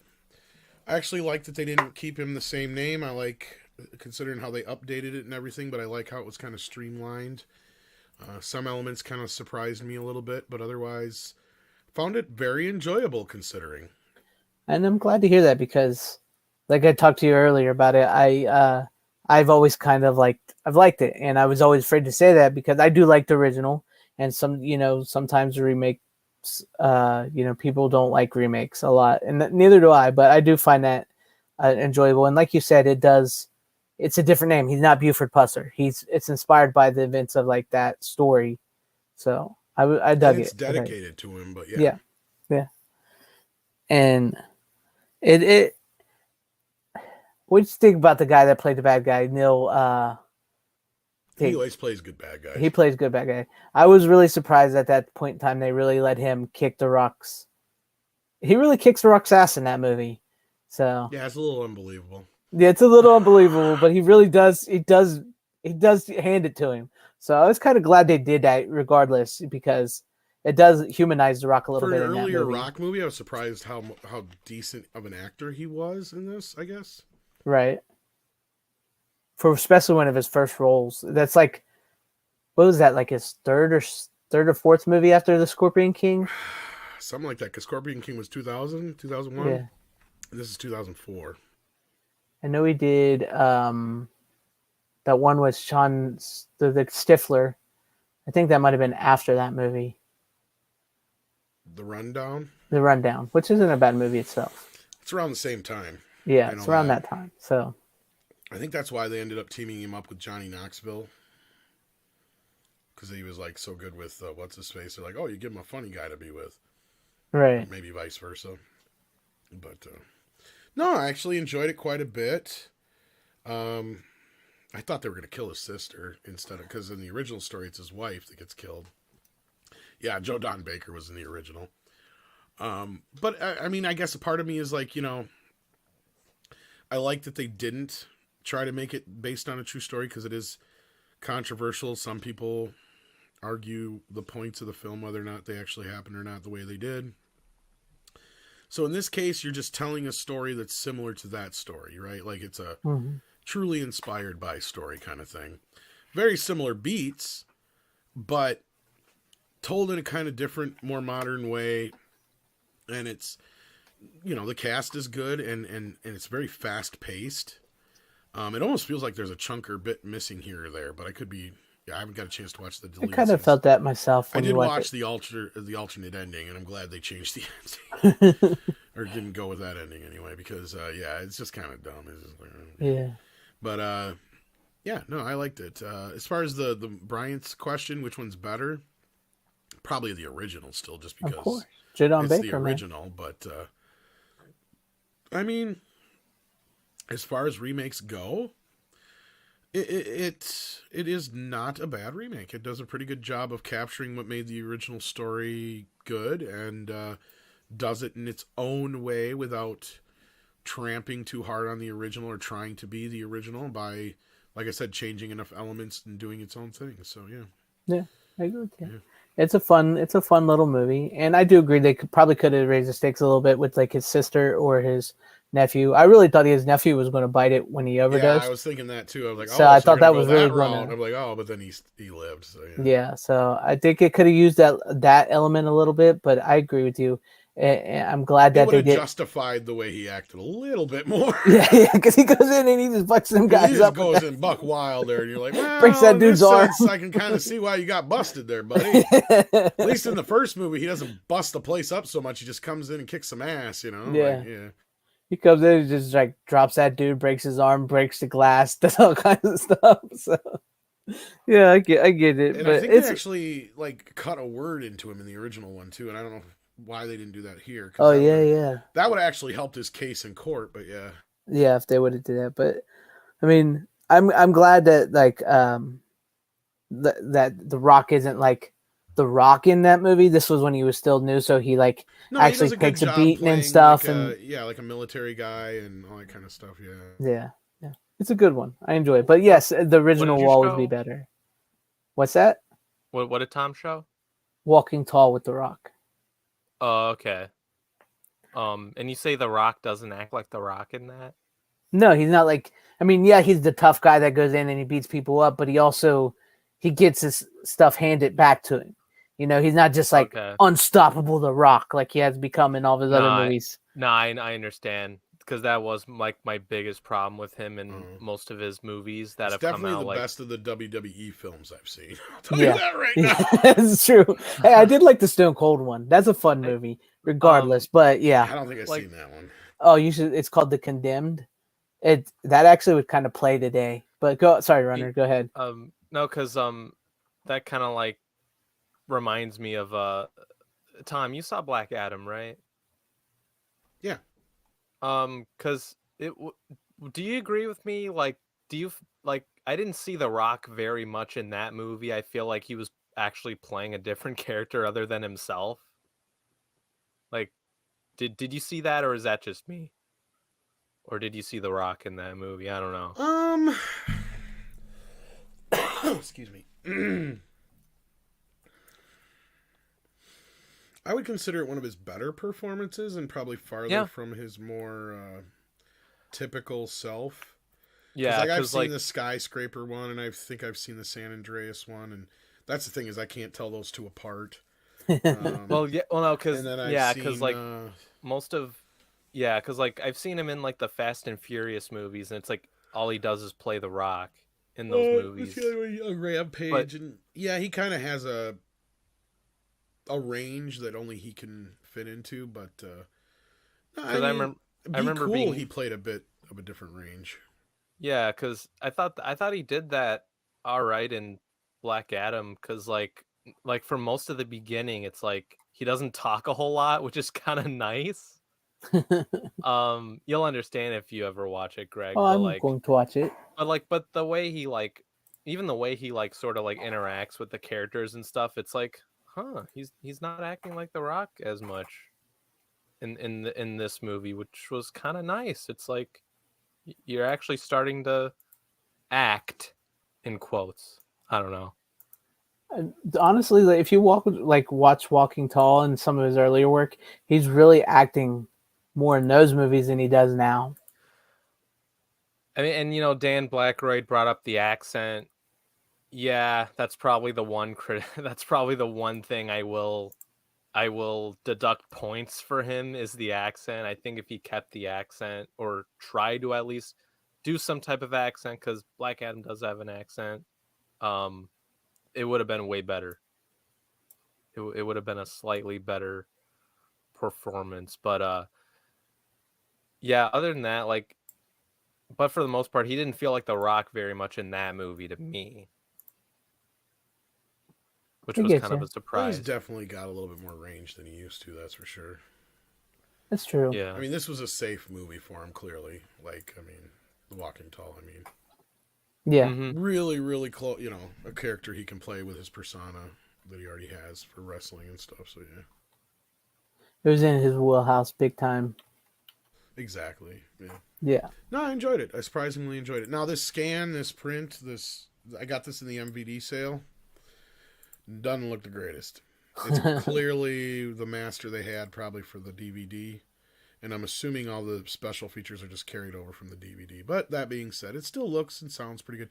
The 2.0 soundtrack, for some reason, I don't even know why it's on here, because it was master.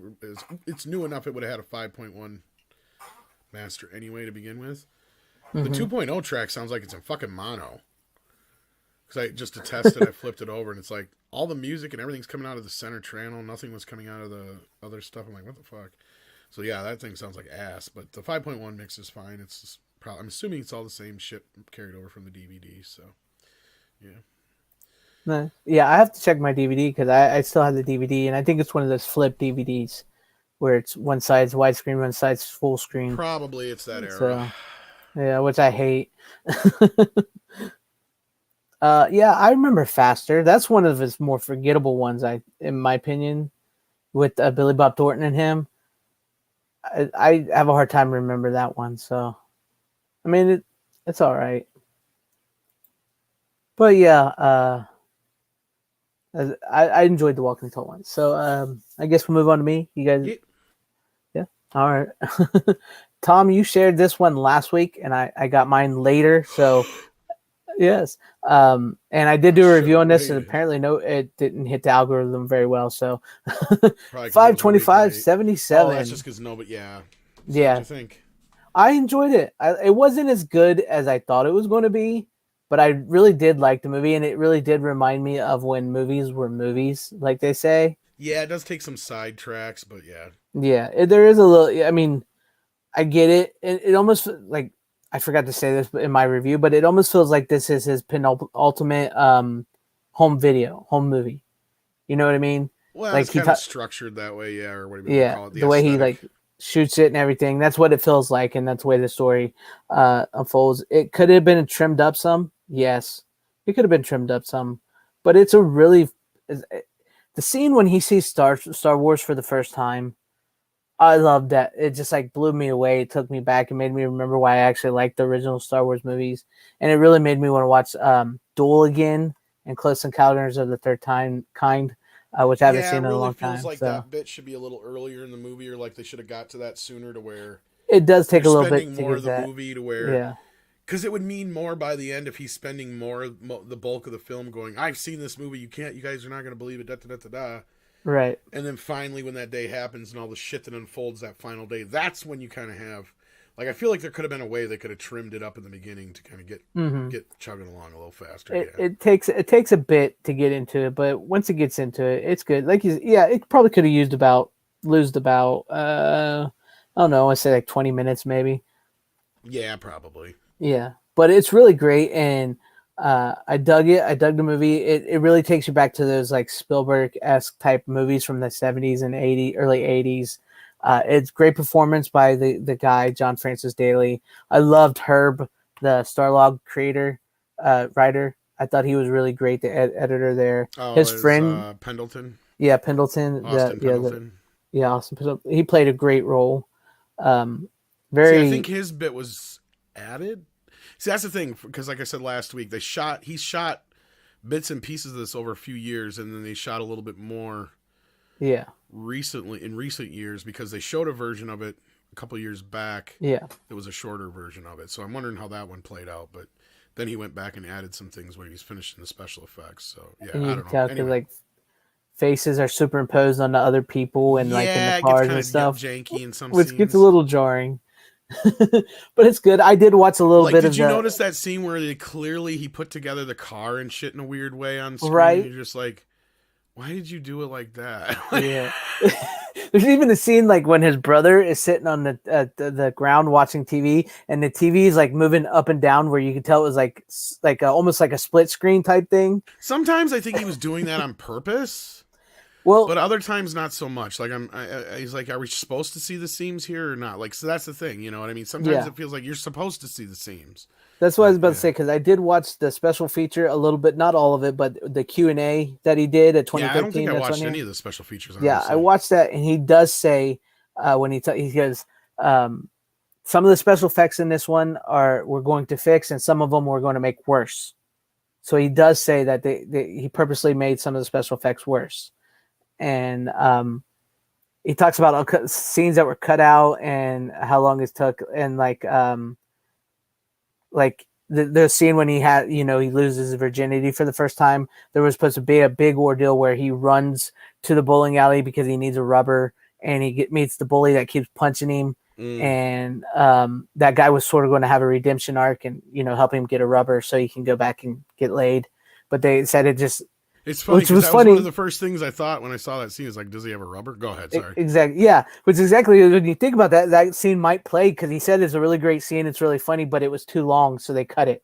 Nah, And you I'm could thinking, sacrifice some other shit for that. yeah, I'm thinking there's some other stuff. I would have rather seen that scene than some of this stuff. But I mean, not to put down this movie, because this is actually a good movie. So if you guys want to see it, I do recommend It this movie. is, and I really Yeah. like the chick that he's got for his girlfriend. She's not in much else, but she's a good actress. And Yeah, she was good. of course, And Colleen Camp as the mom is really good. yeah, she was really good as his mom. She was a highlight of the movie.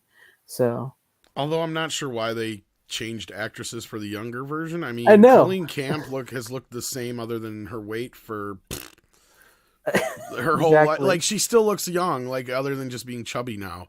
So you could have just had her play her younger version. I don't get it. It was like, whatever, but okay. yeah, I know. I didn't get that myself, and I was like, why did they change the mom all of a sudden? Because Maybe he had a different actor for a while. I don't know. That's plausible. Do you know who he was? He doesn't mention it in the thing. He might have, because originally John Francis Daly was not supposed to play him. Haley Joel Osment was supposed to play him. You know, it's funny, Joey, that you mentioned Corvette Summer, because this movie has a bit of that tone to it in a way. It does. It does. If you get one of, yeah. Mm-hmm. Mm-hmm. Yeah. But like, yeah. Haley Joel Osment was actually supposed to play him in this movie. They had it all set to go, and then the day of shooting, his agent called and said he wants 50% of the movie. Oh. And so they said nope. And then they had to find somebody else. Yeah, I can see why I would say no too. Yep. So, The day of the On shooting. an So, independent film, you can't be giving somebody like that 50%. Fuck that. Yeah. It's not like they're Tom Cruise. exactly. Fuck So, that. Haley Joel Osment ain't bringing that much to the guy. I like him and all, but yeah, he ain't bringing that goddamn much to the table.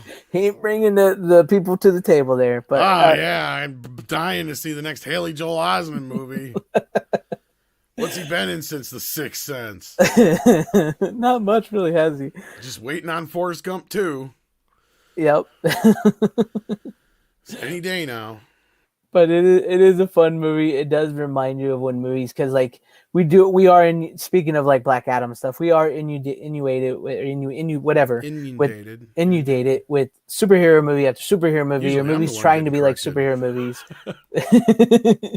And we don't get a variety of movies like that. I think that's because I love superhero movies. I really, really do, because I'm a comic book fan and I love seeing my favorite characters. But I do think that I miss that variety of movies, like Kind of like Tarantino was talking about. yeah, like Tarantino says. I do miss that variety. I do miss being able to see something like Pulp Fiction and then going to see like a Superman movie, or then going to see a smaller movie, something like this, like a movie, a character-driven movie about coming of age story.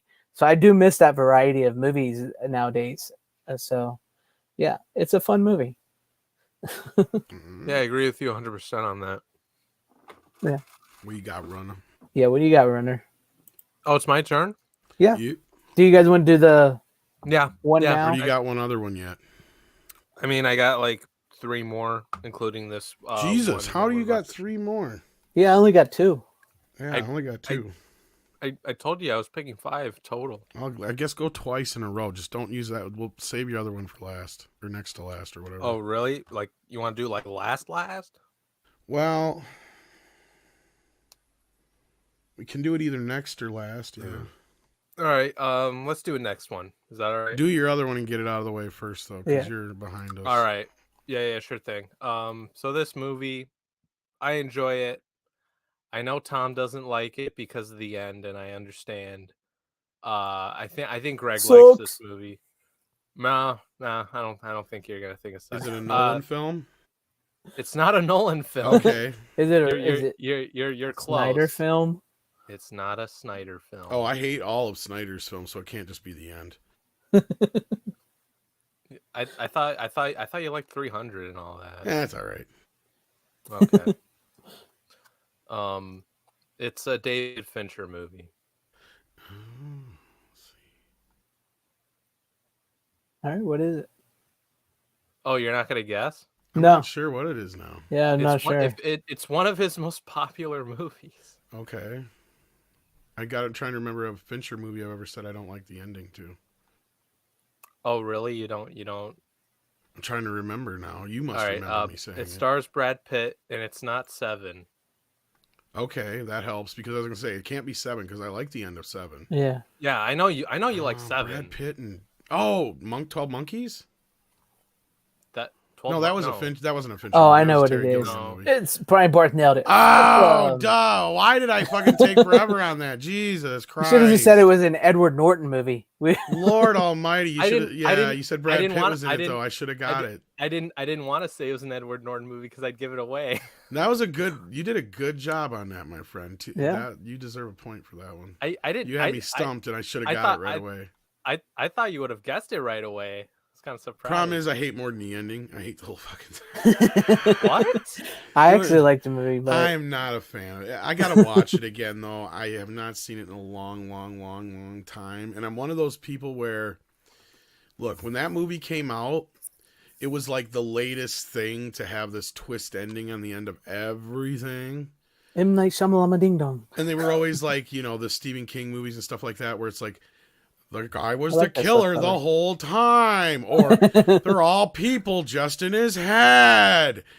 Oh, I hated that movie. I hate Identity. that to me is the Oh. same thing, because to me it's like, he's Which not movie? real. It's all in his head. It's like, you fucker. I hate that shit. I liked Fight Club, but I know that if you're talking about that movie Identity, That went to a I penultimate. hated that Oh, I fucking hated movie. Identity, and then that came to a penultimate with that fucking Robert see De Identity. Niro movie. Shit. What the hell was it called? It was about the imaginary friend Charlie. oh, And I Oh, yeah, figured with it the out little kid. halfway through, and I got Yeah. pissed. me I'm too. like, I'm like, he's the killer. And my with girlfriend his at the time, daughter. yeah. And Yeah, my girlfriend at the time's like, no, he's not. I'm like, they're wearing the same fucking sweater. You guess it. That is like you can guess that within the first like 30 Yeah, minutes. the first of the time movie. she draws a picture, I'm like, he's wearing the same fucking sweater in the last scene. I'm like, it's the same. I'm like, you watch. I'm like, that's how it's going to end. It's him the whole time. Well, she would say something. I'm like, no, she won't. Because Haley Joel Osment didn't say shit till the end of the fucking movie, and he didn't figure shit out. Yeah, that's what it's called, hide and seek. Hide and seek. Thank you, that's Steven. it was so bad of a movie. It reminded me of that Skeleton Key. That was another one with a similar kind of fucking. Fuck that. I hate it. That is some of the most pretentious fucking bullshit in the world. Now, again, I will give Fincher the opportunity to make me love this movie. I will wait for the 4K though. I'm not buying it on Blu-ray. I will say just this: to have it get re-released on 4K. everything you say about I got this for $2 fucking. That's I great. mean, I can like find it for that. Too. I can see that, but like, yeah, I'm not paying like anything more than. I'll tell you this, because I do like Fight Club, but I get where you're coming from because I hate all those movies too. I would say where all those movies fail at that execution, Fight Club does it better. You're probably right because a lot of people like this movie, and I get it. Because I think with Brad Pitt and Edward Norton and Fincher, it all kind of works. That's why I think why it works. Here's the thing, and maybe it's not the same exact thing, but. And I know this is a movie that Greg likes, and I told him I didn't like it, but Happy Death Day or whatever that movie was called. I remember seeing that in the theater, and I fucking hated it because of the end. I like an end can ruin a movie, though, sometimes. That's just it. Well, that's the thing. I'll give you that because the ending into that is a bit simplicity, and you kind of do guess that right away. But I do kind of like the movie. I hated it was fine, for the most part, but then, like, the reveal is like the stupidest fucking shit ever. It's like, really? It was the goddamn roommate? It was stupid in my opinion. I know. I thought it was pretty good. I mean, I know Tom's never seen that, but I think the movie works because of her. I think the main actress. Yeah, I don't get into much modern horror myself, but I actually kind of like the Happy Death Day movies. I just think they're funny. I think it's a Blumhouse movie, so yeah, I'm not a huge Blumhouse fan. They're mostly missed with me, but I do enjoy the Happy Death Day movies because you know what's funny about I think they're funny, and that first one kind of reminded me of Scream meets Groundhog Day. It really did. And I get where you're coming from with the ending on that because the ending is a bit of a but it's I still think it's fun. When it comes to like Groundhog Day ripoffs. To me personally, I think Happy Death Day fails, whereas you watch a movie like Edge of Tomorrow with Tom Cruise and Emily Blunt, like that movie is so much fucking better. I still have never seen that. It's good. If you haven't seen it, I know you're not a big Tom Cruise fan, but it's good. No. I think you'd like it. But what was I gonna say? You know, speaking of Blumhouse, I think I've said this multiple times, but some of their best movies are not horror movies. Probably. Yeah, like Whiplash with Miles Teller and J.K. Simmons. That's a Blumhouse movie, and it's not horror at all. It's fucking great. I liked it, but I've never had the real I've never gone. I'm gonna go watch that again. Even when it came out on 4K or whatever, I didn't pick it up. Yeah. But it is what it is. I like Fight Club though. Brian Barth has some thought. He's asking us what our thoughts are on some of his movies. I like Alien 3 okay, but I hate how it. I didn't see the characters. I didn't see. Yeah, I hate it what they did with Newt and Michael Biehn's character. I didn't see Alien 3. I saw 7 once on TV. I love 7. I liked 7. Yeah, it's a great movie.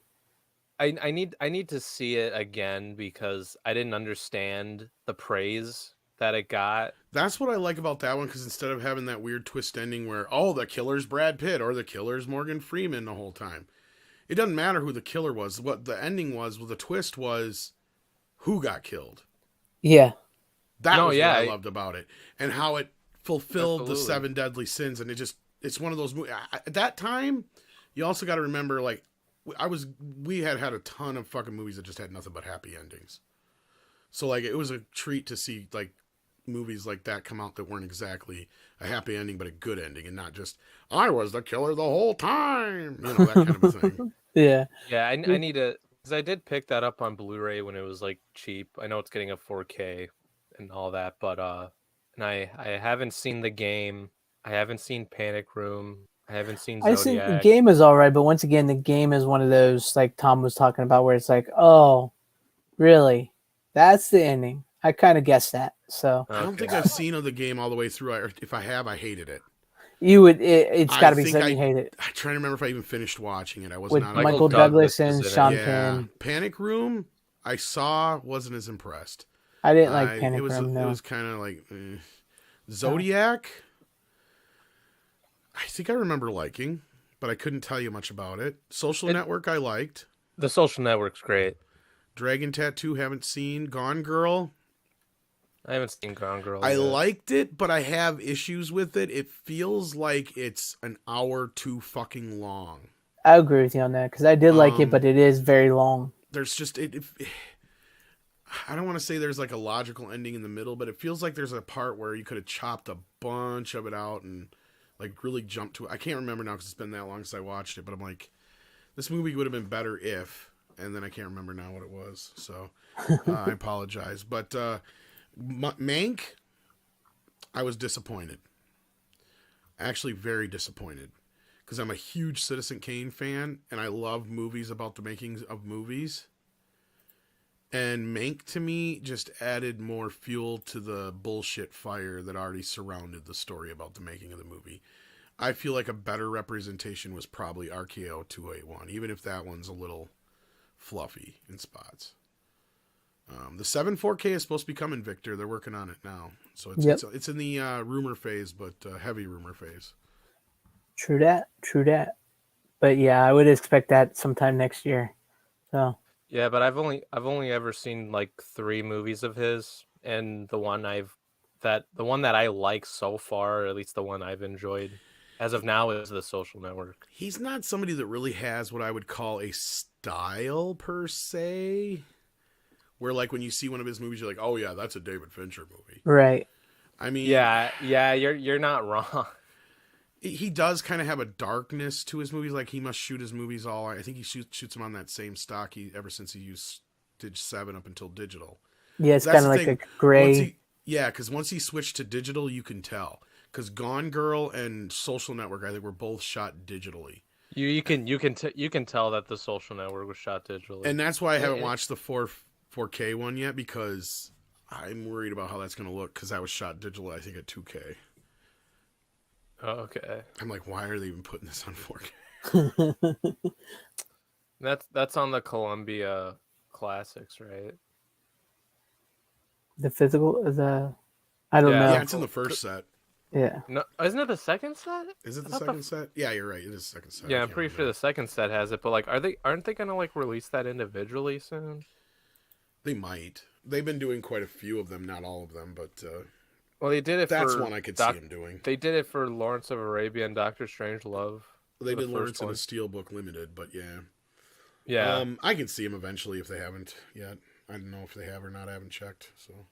Because I'd like to get Jerry Maguire on 4K, but that's only on the first box set. That's I think the only one they haven't yet in the first box set. They did a limited one of. Or have they not released Gandhi yet? That might be the other one they have. I don't think they've released Gandhi yet. Because I know there's at least 2 or 3 in that first set they haven't yet, and there's quite a few in the second and third set. But they've been slowly putting them out there, but I think it all depends on how much they think there's going to be. See, I'm surprised they didn't. I'm actually surprised Stripes is in that one set and not just released separately. Right. I thought about getting not the to take second. the prestige away from it, but it's like I thought about getting the second set because it's got like most of the movies in that one that I like Stripes, Taxi Driver, and then The Social Network. Here's the shitty part. Like, now the first 2 sets, you're good luck probably getting your hands. I think the second one's still somewhat available. Yeah, I know. But now, unless you can get a good, like, they had a Black Friday deal on Amazon for the third set for like $70. Yeah. That's decent because I paid $120 or whatever for each one of those sets or better. So, Yeah, I mean, but that's the thing now is I think the first set goes for quite a bit just because of those 3 titles or whatever. Oh yeah, I know. But like the second set is like the one where I'm like, I wish I can get those movies like individually. At Now, least I the ones on wish that they had set. split up the Sony Screen Gems one because I am not spending that much money on 30 discs. Oh, Are you talking about are you talking about the Sony Classics? Yeah, the Sony Classic one or whatever, because there's only Yeah. like 2 or 3 movies out of that I actually want. I am not spending that. I don't give a fuck. And you know what's funny? Like Crouching Tiger, Hidden Dragon is in that set, but you can already buy that individually. Yeah, see, that's one of the only ones I might consider, or Run Lola Run, maybe. I think I can try to remember the rest of them in there. They're not ones that I was a big fan of, so I'm like, whatever, I don't care. Like that one, I'm not going to eat my heart out if I can't get later down the road. I remember hearing like an announcement like that. I'm like, oh, that sounds cool. But then I saw like what it actually was, and I'm like, yeah, no, I'm not buying this. But I can recommend the other sets because I mean, even if they're movies that aren't, like I ended up loving some of the movies I didn't even know I would. Like I loved Mr. Smith Goes to Washington, never seen it before. Ended up loving Anatomy of a Murder. Loved Lawrence of Arabia a lot more than I thought. I'd never seen it before. Oh, I got the limited steelbook for that movie. That's cool. I haven't watched it though. But yeah, so like there was some surprises out of that first box. The second box, I'm trying to think what's all in it. That one had, like you said, the better picks in it anyway. And then the third box, I started watching Oliver, or is Oliver in the second box? Annie is the only one I watched out of the third box, I think. I think Oliver's Oliver's in the second box. I started watching that one, but I haven't finished it yet. Never been as much of a fan of that one. No, but like I've been debating on getting the second box just because it's got like 3 movies that I've seen and I like love. Like Stripes. I'm like, I really wish Stripes. Like, why doesn't Sony fucking release Stripes and Taxi Driver like individually? Like, I would buy that shit in a heartbeat. You know what I mean? Taxi Driver was one of the other ones that was in there too. Yeah. Yeah, I know. Like, why haven't they released Taxi Taxi the second Driver? one has like individually. Second one had Taxi Driver, Oliver, Anatomy of a Murder, Stripes, Sense and Sensibility, and The Social Network. And then the first one, actually, you can get the first one right now for $71. Really? Yeah. That one had, or the third one. No, this is the third one. Never mind. Sorry. Oh, okay. I was gonna that say. Explains a lot. It Happened One Night, and From Here to Eternity, To Serve with Love, Last Picture Show, Annie, As Good as It Gets. Yeah, those last 3 are the main. To Serve with Love's a good one too. But it Happened One Night I've not seen yet, but I've heard that's really good. And From Here to Eternity, I just don't look like one I really want. Do they have the first one anymore? That's a good question. The second one goes for $127, but you got to pay for shipping and handling because it's not from them. So that one's still at least affordable. Let's see, what's the first set? Columbia Classics. Okay, first set. Never mind. You don't even want to know. Like, I'm serious. Right now on Amazon, it's listed for $899. I'm sure you can get it for a lot cheaper than that on eBay. Crazy. That one, of course, had Mr. Smith Goes to Washington, Lawrence of Arabia, Dr. Strangelove, Gandhi, League of Their Own, and Jerry Maguire. So yeah, and I found out by reading the book that comes with it that League of Their Own was a complete rebuild, like Outsiders was. Yeah.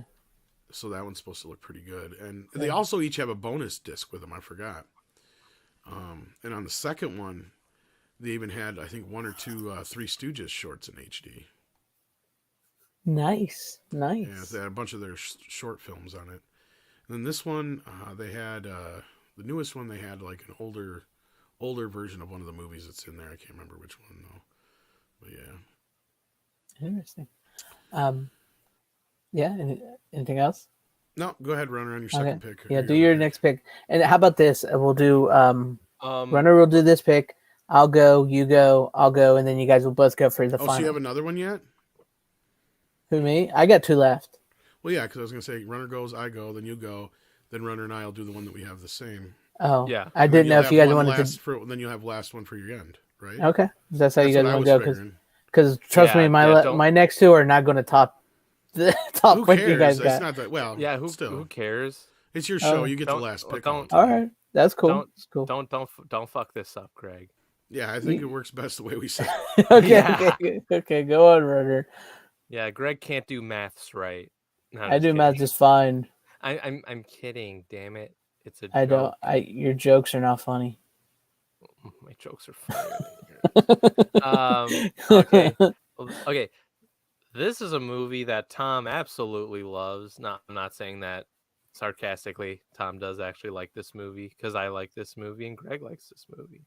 Because who doesn't like a little Beavis and Butthead once in a while? No, yeah, Beavis by the Do America. It's a great movie. Yeah. He said, "Butthead." and before the show, I did watch like a little bit of the Mike Judge commentary. Like it's pretty good. It's a good movie. I still don't have that Blu-ray. And Is it looks all right. Yeah, That it's the- an older scan. I was It gonna is say, an didn't old- that just it- come out? I don't know. It is an older scan. I did buy it. It is an older scan, but it did just come out. Yes. Yeah. Do yeah. you think it's coming out on 4K? Because Mike Judge did say in the commentary that it was made in or shot in film. Oh yeah, it was shot on film, but I guess it depends on how this Blu-ray sells. You know how fucking Paramount is.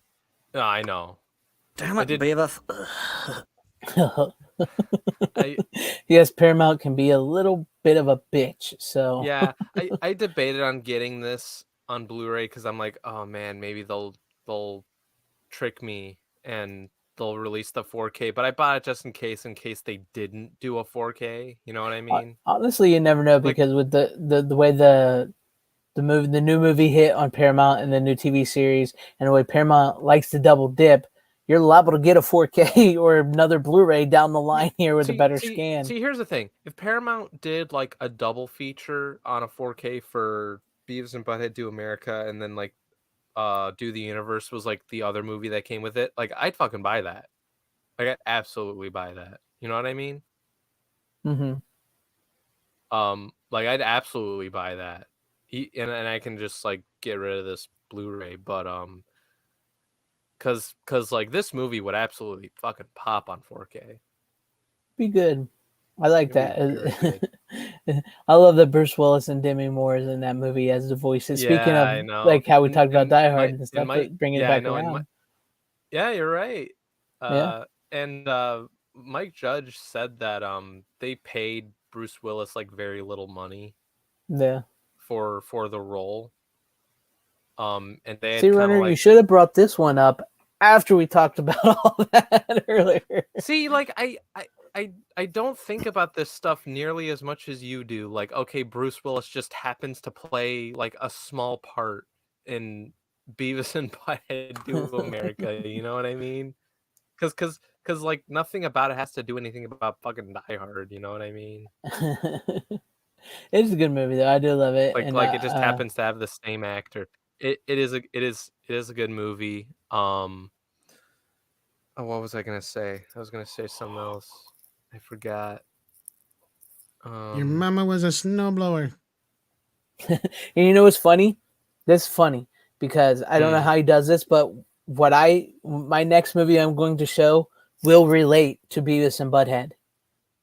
So just keep that in mind. Oh, so you're Yeah. So you're trying to pull my trick that I do. It's not. It's however you do this. I don't know how you do this, but you bring on movies that connect to other movies, like either me or Tom have, without ever. It's just like this weird thing I without ever know. talking to Why us. don't you go next then, and then I'll go, and then we'll come back around. Yeah. I mean, that's it's up a to you good- guys. Yeah.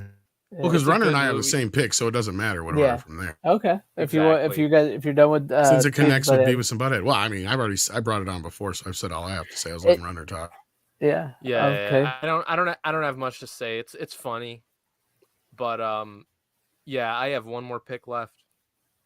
All right. So you Well, hold on to that, and then yeah, hold you on go, to that. Greg, and then All right. Well, I'll like go, I s- and then Runner and I'll go. there you go.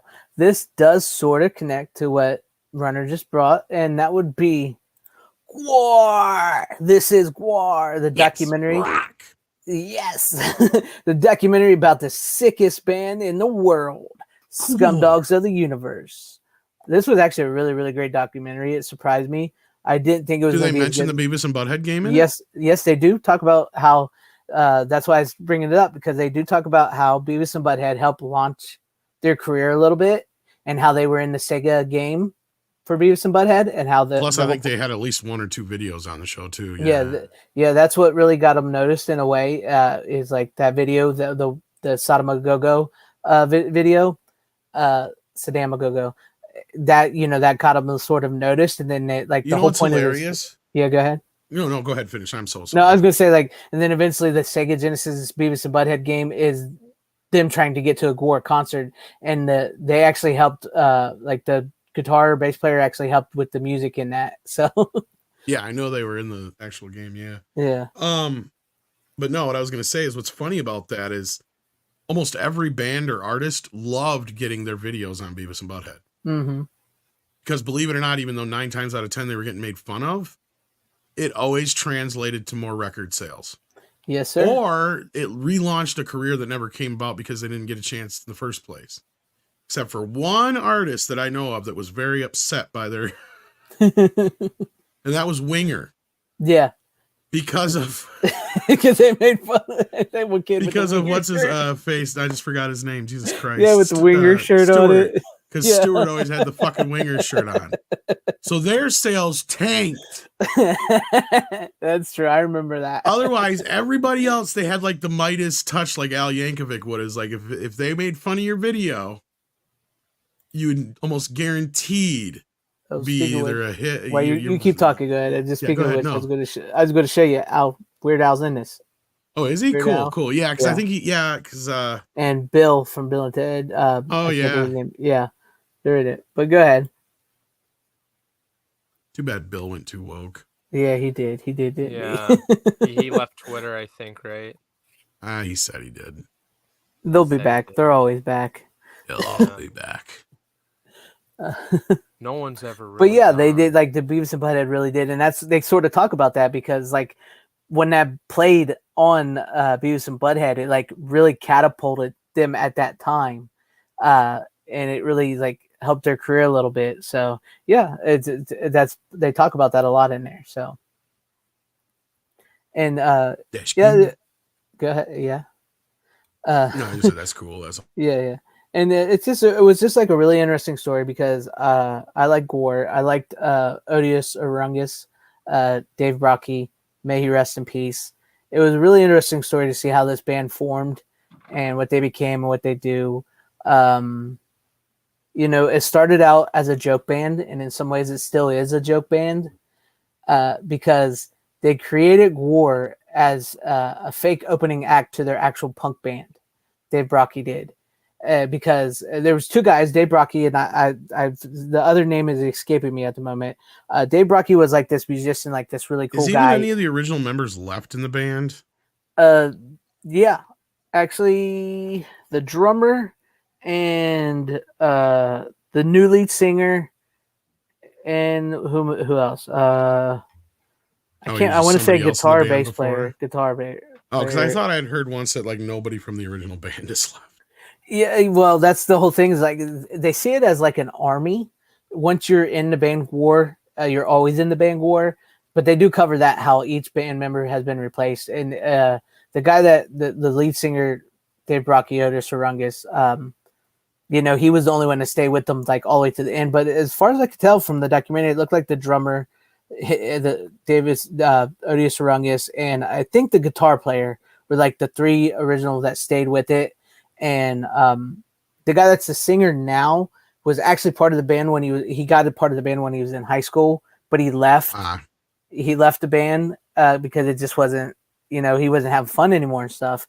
And then now he's come back as the lead singer for the band and as a different character. Yeah. So yeah, it's a really interesting. More sense. Yeah, it's a really interesting story. And like I said, it's funny because the 2 guys that created the band, because the one guy, which I really can't remember his name right now, he wanted to be a sci-fi movie director. So he was building all like the Gore costumes and stuff for a sci-fi movie that he was making. and where they lived in Virginia, and it was like this building where all these artists you came, like from colleges and stuff. So like in one section was like this guy, he was building this props and stuff for a sci-fi movie. And then on the other side was Dave Brockie, who had like a punk band. And one day he was like, I have this great idea. I'll wear your shit you're making on stage and we'll open up for ourselves and we'll call ourselves War, like just like War, like screaming. And then the people started liking the fake comic band over the actual band. So they sort of, that's how Gore came. And then the two guys had a falling out. The one guy really hated Dave. And he left the band and then he came back and eventually he left the band again. So, it was a really interesting, fascinating story to see how this weird band of heavy metal. Documentary on their whole Yeah, it's a documentary on their whole career from the very beginning to where they are at today. Cool. Yeah, it's very, very interesting. Shudder. It's a Shudder exclusive. Oh, okay. Yeah, and it's actually very, very cheap if you want to buy it. So yeah, I might pick that up. It's very interesting. It's got Weird Al Yankovic. It's got Thomas Lennon. It's got Bill from Bill and Ted. It's got every single War band member that's still alive. They are all interviewed. It's got Ethan Embry that's in it. So it's really interesting. And it was, after the death of the lead singer, he died of a heroin overdose, and he was really cool. Even though he was a little crazy, he died of a heroin overdose. And the guy, he was originally called Beefcake, the Conqueror, I think was his Beefcake. I can't remember, but it was Beefcake. He came back and he like healed the band because they thought it was over, because the guy that was like the main guy of Gore held them together all these years, kept going, had died, and they didn't know what to do. And so like this guy came back and they talk about how he healed the band and brought them all back together. And now he's the lead singer, and they have a War bar where they perform, and it was just really fascinating. I really dug it. So if you get a chance to see this, it is on Shudder, but I recommend the Blu-ray because the Blu-ray is packed with special features, and it's just a really, really fascinating documentary on this band. They went through some shit. Let me tell you, they went through some shit. So it was very interesting. So that was, and like I said, my next movie will sort of connect back to that. So, but yeah, there you go. So who's going now? Was it? That'd be my turn now, unless you want to do the one at the same time, Runner, and then I go last, or go next, and then. Well, let's just do this last, actually. All right, so I'll do my next one first. So you go after me, Runner. Okay, right? Yeah, let's do that. No, I'll go after you, then you guys will go last, right? Let's do that. Anyway, just go ahead. Just go ahead. Let's do that, actually, since it's a big movie that we're gonna show. That sounds fine. I got a couple things here. Okay, go ahead. As you see here, Mr. Tarantino released Once Upon a Time in Hollywood, a novel based on the movie. A new novel based on the movie. The movie. Film. Yeah, like those old pocket. I like that. The old school ones. And, of course, it expands on things. You get into the characters' heads a little bit more. But then he also released a deluxe edition of it. Nice. I went the hardback one. Yeah. Has some nice, neat extra stuff in the back here. Even the Mad Magazine thing, which is going to come up again here in a second. But you get like all the posters. Some other cool stuff in the back. Just some extra stuff. Looks like some script bits here too or something. I think you get a full script of like a Bounty Law episode or something like that.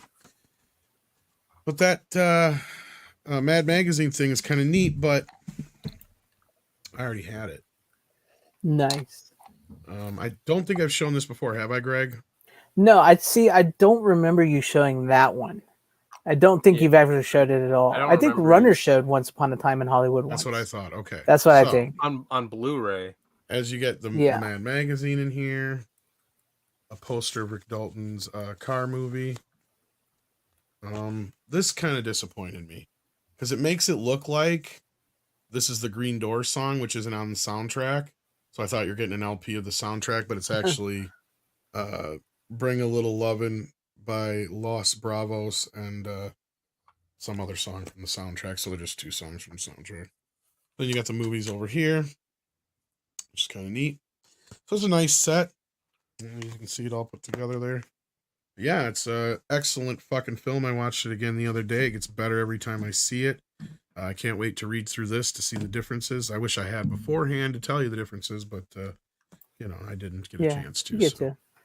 I But do love Jennifer that Jason film. Leigh actually narrates the audiobook version. Oh, really? Yeah. Another Tarantino collaborator. Yeah. That's cool. I love that movie. We've talked about it I do before on here. too. It's just, it truly, to me, it's one of those movies, like classic movies, where it can catch you anytime you catch it, no matter where it's at. You can sit and just watch it. You know what I mean? It's just like there's very few movies where it doesn't matter what point of the movie it's in, you can sit down and you can just keep watching it, and it's become one of my all-time favorite Tarantino movies. Yeah, I kind of feel the same. It's the only Tarantino movie I've seen in the theater, and that's because Sorry. I discovered Tarantino because of that movie, believe it or not, because Oh wow. I'm young as shit. That's Okay. all right. So then It's a good one to discover, Matt. So then I heard from friends and family like, hey, you got to see his other movies like Pulp Fiction and Reservoir Dogs and Django and all this other stuff. I'm like, okay, I'll get into that. And then I watched Reservoir Dogs, Pulp Fiction, and I'm like, holy shit, like fucking love these movies. Excuse me. And it's one, and Once Upon a Time in Hollywood was one of those movies where I actually had to sneak into the theater back in the day because I was too young, and I was kind of worried as shit that I went to the wrong theater, and if I did, I would have to like go out again, and I'd probably get caught. But because I think I bought a ticket for Hobbs and Shaw in order to see the movie. And I had a lot of fun with Once Upon a Time in Hollywood, especially that third act. Like, I just felt good walking out of the theater. It is. Tom, do you want me to add this? Does this go along with Brian Barth? Yeah, because this came up this morning on the morning show, and Cameron and I got into it about this. Oh, I know Cameron's. I know Cameron and Paulie have had a discussion about the whole Bruce Lee thing, and I don't remember how Paulie sets on it, but Paulie just said that it was. He's kind of where I am, where it's like it's fiction, really, and that Bruce Lee is like he's just an actor. Which he's a martial artist too, and he's really good, but like he's an actor. You gotta take that within consideration. Plus, like if you really watch the movie carefully, like they neither of them win. It's a tie. Kind of, you're right, and that's a good point, Runner, and that's kind of what I was trying to say, but Tarantino says it best, so I'll just let him fly here. Oh yeah, he's asked about the controversy, and here's his response. I can understand his daughter having a problem with it. It's her fucking father, all right? I get that. But anybody else, go suck a dick. Good. I love Tarantino. And the thing about it though is, even if you just look at it, it's obvious Cliff tricked him. That's how he was able to do it. He tricked him. Mm-hmm. It's like it's explained more in the book. But the thing is, like they do a 2 falls out of 3 contest. Mm-hmm. So Cliff loves shit like that. And he has a method, and his method is to give the guy the first fall. Okay, do your fucking move, dude. Right. Let me see your move. All right. And he gives him no resistance whatsoever. The guy does the move. He knocks him on his ass. And Cliff, and there's like 4 different ways Bruce could have come at him the second time that Cliff would have had very little defense against. But most of the time, if a guy has a particular move and it looks like the guy's a lunkhead, just a big mouth who can't really defend himself, they do the second move again. I mean, they do the first move again, second time. Well, now Cliff knows what it is. So he prepares for it, he pivots, he catches him, he throws his ass into the car. Right. And now the third time will be the charm and he gets broken up. But he just tricked him. And Bruce realized he got tricked. If Cliff hadn't been so vicious, he could have even appreciated it. Do you know about the history of Bruce Lee and Gene LaBelle? Yeah, of course. Did you research that before? Yeah, well, I've always known it and everything. Right. And the stuntman hated Bruce. Really? On Green Hornet. No, it's in Matthew Polly's book. And before that, it's always been known. That's why Gene LaBelle was brought on. to teach Bruce respect for American stuntmen. Bruce had nothing but disrespect for stuntmen, and he was always hitting them. He was always hitting them with his feet. He was always tagging. It's called tagging. When you hit a stuntman for real. And he was always tagging him with his feet, and he was always tagging him with his fist, and they got to be the point where like, no, I refuse to work with him. Really? And he had nothing but disrespect for American stuntmen. Huh.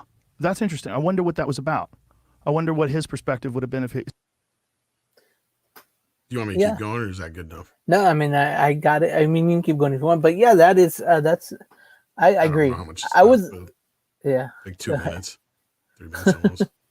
Yeah. No, we can stop there. It's fine. Yeah, that's fine. I think I remember seeing that clip. I think he makes a great point. I sped it up random, Brad, just so you know it's at 1.25 or whatever. He does talk fast though, yeah. So, Tarantino does, yeah. Yeah. But yeah, I get it. I understand that, and I think that does help with the scene.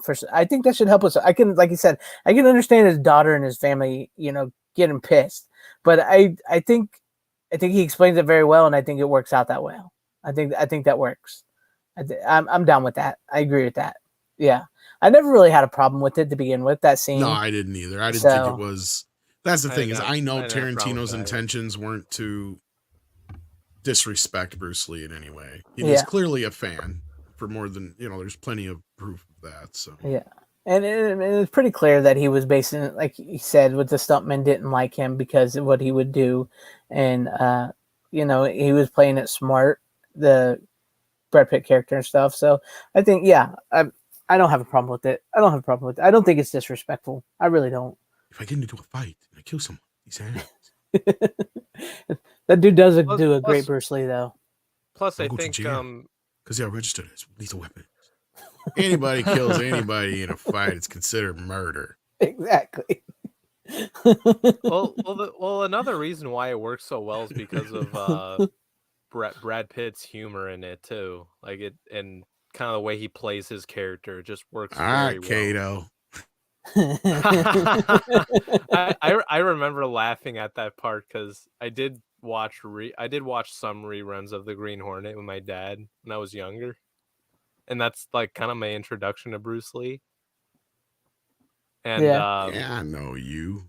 I remember it was funny. Like I remember telling my dad, like, "Hey, I want to see this Once Upon a Time in Hollywood movie. It looks really cool," because I saw like trailers for it.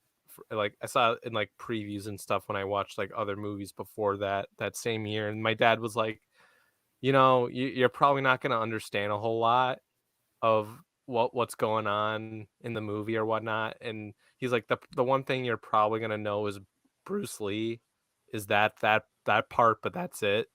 And he was kind of right walking out, but I enjoyed it with not knowing a whole lot of the other stuff going on. I get you. If you understand what I mean. I get you. I know you. I know you. Yeah, like that. Now I'm here to do the devil's miss. Oh no, something dumber than that. That's like Rex. Kill him, Tex. That's it, Tex.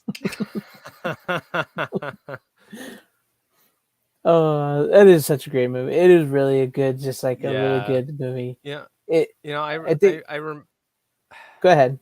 I remember when was it that Austin Butler kid? I remember when he was cast as Elvis, and I'm like, wait a minute, wasn't he the Tex guy from Once Upon a Time in Hollywood? And I didn't see it at first until I saw the movie, and I'm like, damn it, he's really fucking good in that role.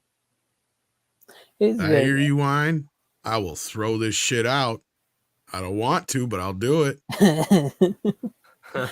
Brad Pitt, man, in that movie is such a badass. Him and Leo just worked so well in that movie, and you could really tell.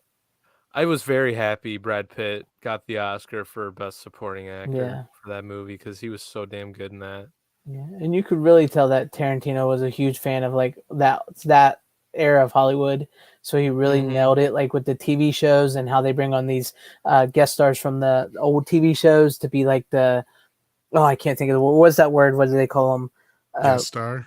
Well, guest star, but like they're set up as a heavy, and so that the new guy can knock him down, to make the new guy look good in the new TV series. You know what I mean? Like What the fuck was that? Jesus fucking Christ. Because you're goddamn drunk. No, you couldn't have just one. No, gotta have 8 fucking whiskey sours. It's such a damn good movie. I love that movie. This is it. You're not gonna drink anymore. You hear me? You fuck this up, I'm gonna blow your fucking brains out. It was good. It was good. Do you think Tarantino envisioned something way different than what we got for the Once Upon a Time in Hollywood? Nah, I don't think so. I don't think so either. That's the thing, is when he first talked about it, it was kind of the same thing with Inglourious Bastards. He's really good at giving you like this thing where you're like, huh? And then when you see it, like, oh, okay. Cause like that was the whole thing with like Inglourious Bastards. He was going to be, because I can't remember how he toted it now offhand, but it was something to do with Hitler. But Hitler is hardly in the fucking movie. Right? Yeah. And then it was the same thing with this. He said it's about the Manson family. Well, Manson's hardly in the fucking movie. Yeah, he's like in one scene, isn't he? Two. Two, yeah. No, one scene. You're right. Yeah, it's just one scene where he's looking for. Because the other one I think was deleted. Yeah, you're right. Because I watched some of the deleted scenes. That's my fault. Yeah, because his other scene got deleted. Yeah. Yeah, the other scene. And what's funny is that guy went on to play the older Charles Manson on a TV show on Netflix. Yeah. So, but yeah, it is a really good movie, and I understand where like who was it just said it you found Hollywood Brett, it becomes like a trope, but I don't know. I think he really has this great detail for like trying to pay homage to these eras of the time, and then with the way he writes the story, I think it just kind of goes in that direction, and I think it works. I liked it, so yeah, I didn't have a problem with it, and it is funny to say like that this movie is about the Manson family, but it's really not. And I loved Sharon Tate in this movie. I thought it was really good. The only guy I really didn't think played quite looked like who they were supposed to be was the guy playing Steve McQueen. I actually think the opposite. I thought he was really good. I thought he reminded me of Steve McQueen, but it took me a minute to see him in his face. Dumb. Yeah, that one guy. But that might be in the outtakes too. I can't remember. What's his face who plays Cyclops played him in it. I was like, Oh, that's Jason something, right? Marsden or whatever. Marsden, yeah. James Marsden. I mean, I thought the guy playing Steve McQueen looked good. It just, when I first saw him, I didn't quite see Steve McQueen, but I heard Steve McQueen. You know what I'm saying? I don't know. Look at a picture again of Steve McQueen or a little bit of acting of Steve McQueen, especially with longer hair, and then see that again. That's what I think I probably should look, because I was like, why didn't he reshoot some of the shit for Margot Robbie? Because I was unconvinced more so that she was Sharon Tate than anybody in that. Really? I thought she played it really well. I mean, she looks good, but like when you hear Sharon Tate talk on the screen compared to her, and they have a little bit different shape of a face and stuff, it's close, but it's just a slight difference to where you're like, why didn't you do that a little better or fudge it a little something or other? That like, right. Yeah, I don't know. I get you. But it's just a minor fucking thing. It's great. I will have to look at a picture of Steve, some acting of Steve McQueen with the longer hair, because I'm used to seeing him with this shorter hair and stuff. So I'll have to look that. I'll have to look that up. Like from the Blob and Wanted Dead or Alive. Was it Wanted Dead or Alive? Look at him more from that era, like after the Grayscape and stuff like that. But yeah, I would think it was spot on. I love I like I said, I'm a huge fan of the 80s films, but I love that era of Hollywood as well. It's pretty clear, and I think she's got a type. Yeah. And never had a chance. Never had a chance. Which is funny because like Steve McQueen had so many different chicks. It was crazy. Yeah. But it is such a good movie. I'm interested to pick up that book. I really want to get that hardcover book now because that hardcover one looks really good. And Brian Bohr said he thought he heard something about Brad Pitt being a detective investigating the Manson family murders. I don't know. I've never heard that. So I don't remember hearing anything about that. I'd have to go back and look. I'm not saying you're wrong. I'm just saying I don't remember anything about that. Yeah. But it is such a great flick. It grabs you. It grabs me every time I see it. And I know some people may not like it or whatever. And I know Quentin Tarantino himself doesn't even think it's his best film, but he says that about every film he makes. And I don't know about that, Bryant, because the only thing the only reason I say that is because this film is very much it's inspired by the careers of Clint Eastwood and Kurt Russell, or not Kurt Russell, Burt Reynolds and his Burt Reynolds. stuntman. Jesus Christ, yeah. And his stuntman, yeah. So in the fact that Burt Reynolds was supposed to play the part of the guy on Spawn Ranch that what's his face plays in it, Timothy but he died. Oliphant? No, the old guy. Oh, yeah, with the Manson chick. Shit, what the fuck's his name now? Yeah. I just forgot it. God damn it, he's in Hateful Eight too. Yeah, I know who you're talking But about. anyway, Burt Reynolds was supposed to be in Hateful Eight, and he was supposed to play that role, but he died. Sadly. So, yeah. Yeah. And that was kind of his homage to Burt Reynolds and Clint Eastwood. Yeah. So the whole spaghetti western side of things comes from Clint Eastwood. The stuntman side of things comes from Burt Reynolds. Mm-hmm. And I'd be interested to see if they're going to make that TV show, because that's Bruce Stern. Thank you, Stephen. Oh, Bruce Stern. There you go. Yeah. Because we have heard that Tarantino's next project will be a TV series, so I'm wondering if it's going to be Bounty Law. So no, I thought so too, but then he said, I forgot what he said it was going to be. It's not going to be Bounty Law, but I think he's still going to do that because I think that might be already done. I'm assuming he shot a lot of that. I would assume he would have shot in that during the making of the movie. Why would? Otherwise, that's going to cost a lot of money to get all these people back. Yeah, that's true. That's true. Especially Leo. That's true. So hopefully he did shoot that it was supposed to be like 8 episodes or something of that. So that'd be interesting. Oh, so maybe not. That's a lot. Now that I think about it. Or maybe it was only going to be 4. I was going to say, yeah, I thought it was going to be 4. Yeah. So I could see him like shooting like 4 like 18-minute episodes or something like that, maybe. Or something. Like that'd be interesting. Maybe. I hope that happens. I could be completely wrong, and they will rebring everybody back, and he'll do it. But that might be just a side project. So that's the thing is, he was asked again about his 10th movie, and he's like, yeah, I'm only going to do one more, and I want to go out on top. I don't want to be, making movies when I'm out of touch, and blah, blah, blah, blah. Then he brought up the TV bit, and that's where that come from, that interview. And he's like, yeah, I can do TV a long time. I can do a lot in TV. So who's to say he won't start doing a bunch of TV? And, his storytelling would lend very well to a streaming show. And a great example of that is how well Hateful Eight splits up. Mm-hmm. And he was supposed to, and I hope they still do, release Once Upon a Time the same way in an extended split up version.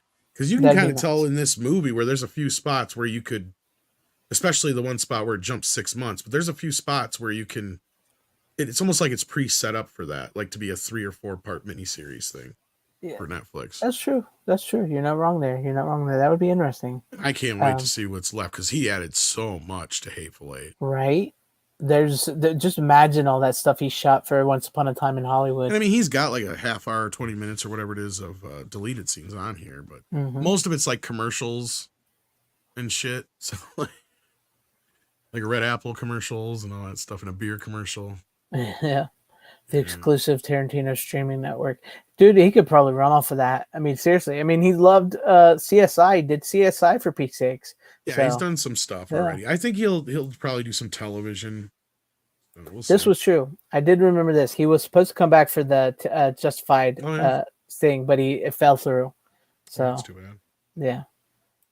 Yeah, I could even see him doing like an Elmore Leonard novel for television. Mm-hmm. It's considering like that, a Jackie Brown type thing.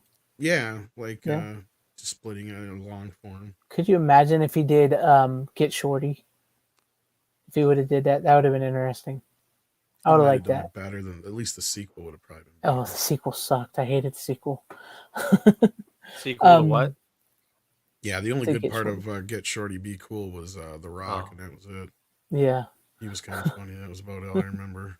That was a horrible sequel. All right, so how do we want to do this? You want to go next, then, Greg, and then we'll go to Runner in Minds last. I mean, I can go next. Let's go now, and then you go. No, Greg goes, and then we go. All right, you sure? That's up to you. Because I mean, you are still talking Tarantino, so. Yeah. Well, don't give it away. Let's save it for last, just because we're going to be talking about this. All right, because my last pick's going to go by pretty quick, and it's not going to be one that's be talked about, but it sort of goes along with the gore stuff I just talked about. And that would be Empire Records. And I absolutely hate this fucking cover. It's a horrible cover, but I love this movie. That is god awful cover. I know. Look at that cover. That is fucking horrible. I don't know if that's the same cover I have or not, but I think I have it, but I don't know if that's the cover. You might have that looks new. Yeah, this is just the regular theatrical version. This isn't the fan remix version. So Oh yeah, I have that fan remix version. I don't know if it has both versions of the movie on it though. this is just a regular. This doesn't have the fan remix. But yes, I wanted to watch this after watching the Gore. Sorry, I said Gore. Gore movie documentary because they talk about this in there. They talk about and it was pretty funny because the guy the lead singer, it's not his voice in the movie. They had to replace his voice because he was like cussing up a storm when they filmed that scene at the concert. So they had to replace his voice. And if you look at the scene when Ethan Embry there, or Randall, whatever his name is eating a pot brownie and he's watching Gore on TV, and he's seeing him his cuttlefish that the lead singer wears, which was essentially a penis, is like really blurred, really bad, and it looks really weird. So they talked about that, but that made me want to watch this. And this is a great movie with an awesome soundtrack, set in the 90s. Well, it was made in the 90s, set at a record store that is going to be turned into like a corporate record store. And so like the cast of these young kids that work there, Rex Manning, not on Rex Manning Day, say no more, mon amour.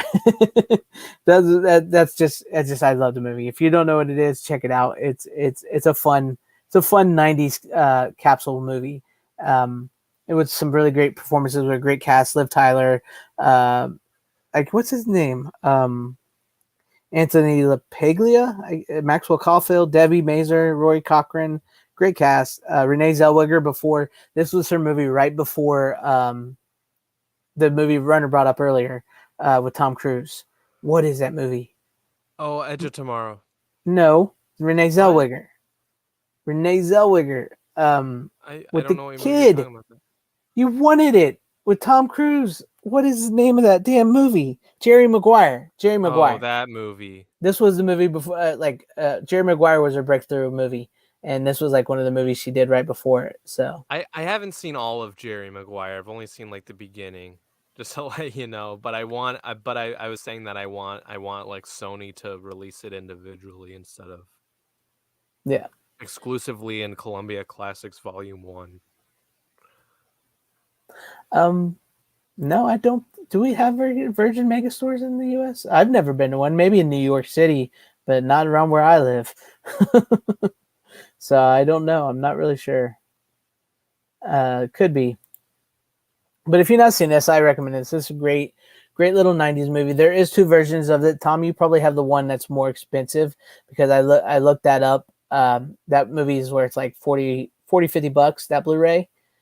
Because it's the fan remix version. They don't really sell it anymore. This is the basic Blu-ray of the theatrical cut, which is very readily, easily defined. It's like $8 to buy new. So,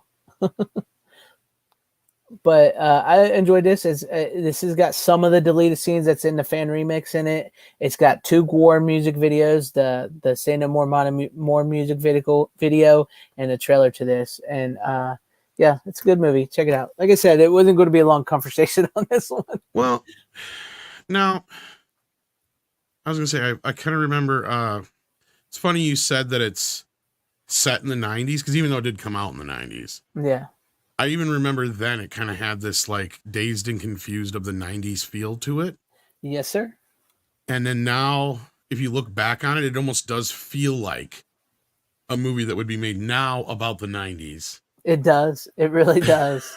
It does. When I was watching it, I was like, this could be like a 90s movie made today. Which is weird because it captures the 90s so perfectly. That's why it is a time capsule, like you said. Yeah. That's a good probably double feature with like the high school one. What's the one we? Oh yeah, the one I showed not too long ago. Can't Hardly Wait. Can't Hardly Wait. Yeah, stuff like same that, guys in it too. So yeah. So, yeah. I have the remix edition, but I don't know what the difference is other than in the remix edition. Rex Manning gets a redemption arc. He's got all of his scenes were pretty much deleted after he leaves the record store. So in the remix version, he gets a redemption arc and he comes back, and the ending is a little different than that. And it's got like maybe 10, 15 extra minutes added into the movie that does change it a little bit. I wonder if it has a theatrical cut on it too. I don't remember. I don't know because, like I said, I only own that one. Yeah, this is the one I got here. Yeah. Good night, Brian Barth. Thank you for hanging with us. Take care, Brian. Good night, Brian. He's not going to stick around for the last movie. But yeah, Yeah. it's Is that what this is here? The remix edition? this is the remix edition with the actual better cover, which is the actual Okay. VHS cover of the time. Yeah. My cover sucks so bad. I hate it. The fan remix edition right there. Yeah, It that says should new be the. from $24.97 here. Oh, really? That was cheaper than the one I saw. The one I saw was like $40 because I went looking up after I saw the war thing, and I was like, no, just stick with the one I got. Oh, here we can only see the back. All right. Oh, I probably didn't pop it up over there.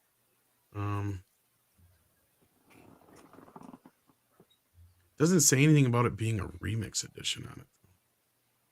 Just says special features, deleted scenes, 3 music videos, theatrical trailer. Really, it's the same thing that's on mine. But yeah, like I do. Now that you mention it, though, like I do remember it being like a different version of the film. Because I was reading reviews for that one with that cover, and people were like saying, "I've looked for the theatrical version for years, and all I keep getting is this remix version." Okay, there's a DVD of it. Oh, is there it's the same kind of cover? Maybe that's where I was reading it. But I'm trying to remember if I think it might be. I always thought that it just Blu-ray doesn't say that it is because it might have both versions on it. That's why. I'll go look here in a bit or for next show. Since we're already on our last one here. Yeah. It's a really great movie. It's got like I said, an awesome 90s soundtrack to it. It's got every 90s cliche character you can think of, which is funny, like Tom said, because today they would be cliche, but back then they were that's people you knew in the 90s. You had the chick who shaved her head in the bathroom and wanted to kill herself, who was like sort of a goth girl, the guy that wanted to be a rock star, the pothead kid, the goody two shoes girl in Liv Tyler, the slutty girl. These are like legit, like I knew people like this in high school and stuff, So yeah, it is very, very 90s, and I enjoy the movie very much. It's a great, and you're not wrong. It would be a great double feature with Can't Hardly Wait, and yeah. So, but yeah, like I said, if you have the remix edition, what it is basically the character of Rex Manning is like this aging pop star from like an old TV show, and he's got a new record out, and he's coming to this store, which is having a hard time because they're going to be turned into like a corporate music store. And the one kid took the money that was supposed to go to the bank, and he lost it all in Atlantic City because he was trying to win more money so they could buy the store from the guy. And so it's like they're having this really rough day, and Rex Manning is just like this dickhead. And then after they like confront him and everything, and he leaves, he don't come back. In the remix edition, he comes back. They kind of make amends with him, and he gets to sing with the guy on top of the building instead of just with Renee Zellweger, who sings in the original. So that's been like the biggest differences of the movie, and the ending is. I got to imagine that Blu-ray's got to be the remix edition. Otherwise, why would it be that much more expensive? That's what. Yeah, it's got to be. It just doesn't necessarily say it on the cover, probably, but yeah. Yeah, because if it's just got those special features, that's the exact same ones I got. I mean, if you want me to, I'll run down real quick and grab it. But I mean, it's no big deal. You can wait till next week or whatever. Yeah. Because I know Runner's chomping at the bits for. Yeah, let's get into this one. So get into your guys' big one there. We're already 2.5 hours deep. Yeah. Yeah. Go and get into it, Runner. We've been going almost as long as this movie is that we're about to talk about. Yeah.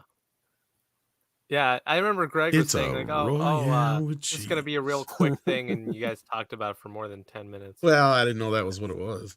Yeah. Oh, okay. Usually when he says that, it's some off-brand B horror movie I've never heard of. So. Yeah, I know. That's what I thought. Not tonight. No, this I only watched parts of it. I assume Tom watched all of it because. Oh fuck yes. Well, it went in my player the moment it hit my doorstep. I ran and did the things I had to do real quick, and I come back and watch it right away. It sucks that I didn't get it because I was really excited to watch it again. Finals week is coming up for me, so I have an excuse. One of my favorite movies of all time. Let's show it, guys. It might be my favorite Tarantino movie of all time. Oh, it is mine, yeah. This is a great movie. But not just that one of my favorites of all time. Yeah, I could probably say it's one of my favorites, honestly, the more I think about it. Come on, don't be a square.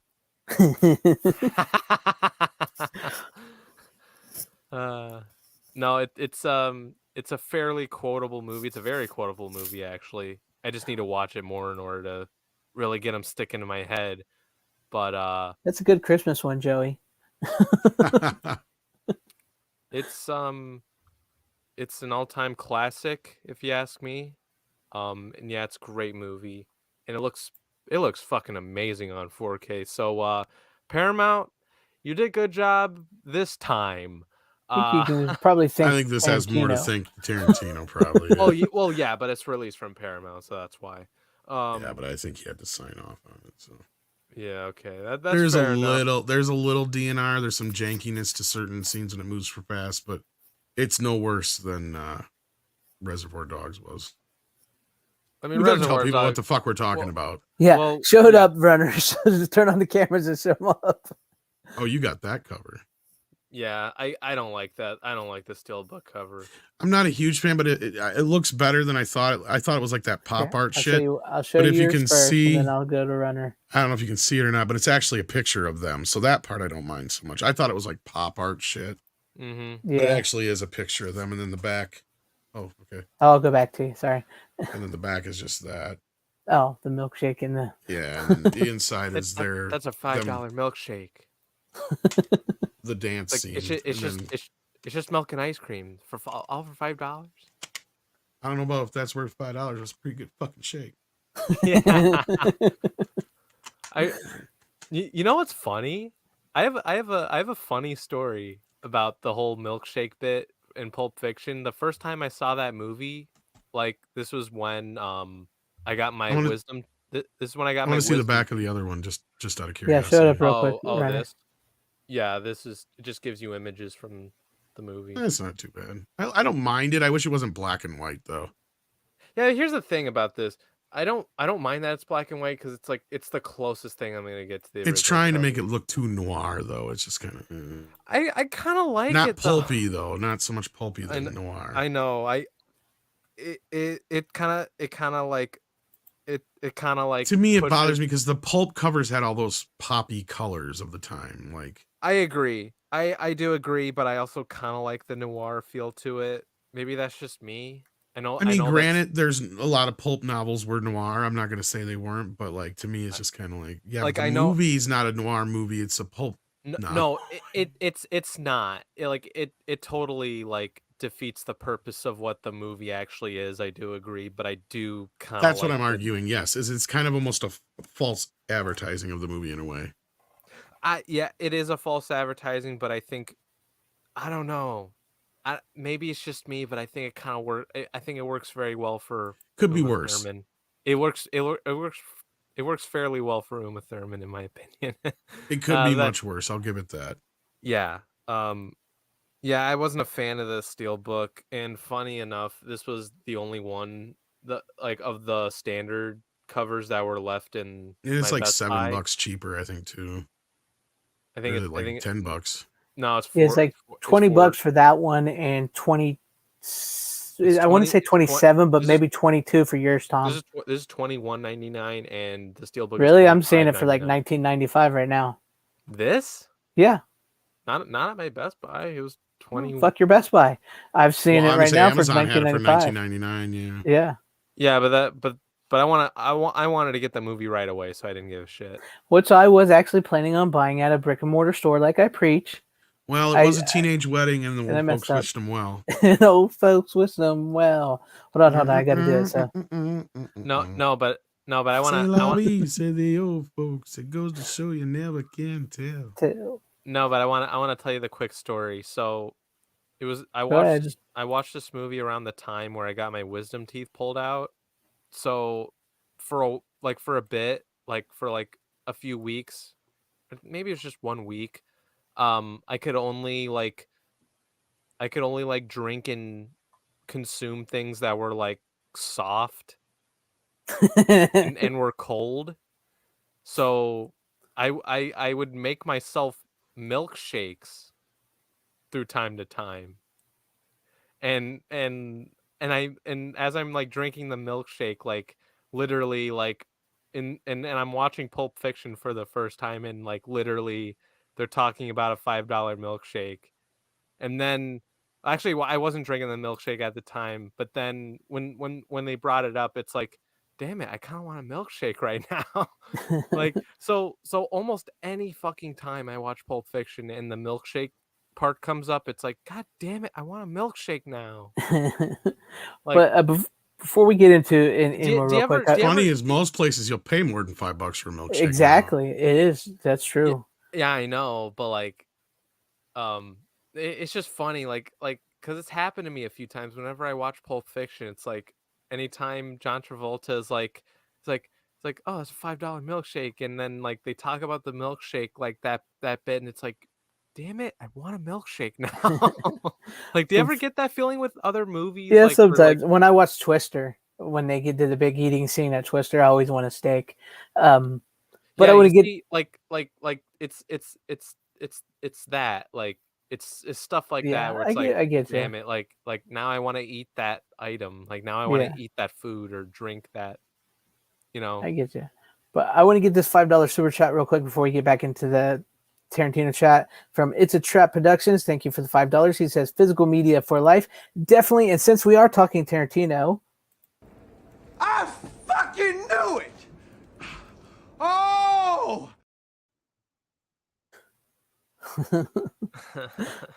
so there you guys go. Go now. Continue with the Pulp Fiction chat talk.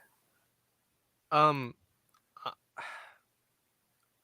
honestly, like, it has been like a year and a half since I've seen the movie last time, and I've only seen like parts of it just because I wanted to see how it looked on 4K, and it looks great. I think Tom should really talk about this more because I think he has a lot more knowledge of this movie than I do. Yeah, it looks pretty good for as far as the scan goes, considering some of the shit that Paramount has put out. Like I said, I think we have Tarantino probably to thank more for anything. But Yeah, I do no, it agree. looks better than it's looked in a long time. Probably better than it And- ever did in theaters. And I do like the Reservoir Dogs transfer on 4K, but this transfer looks better. I thought they're about the same caliber, but yeah, that could be.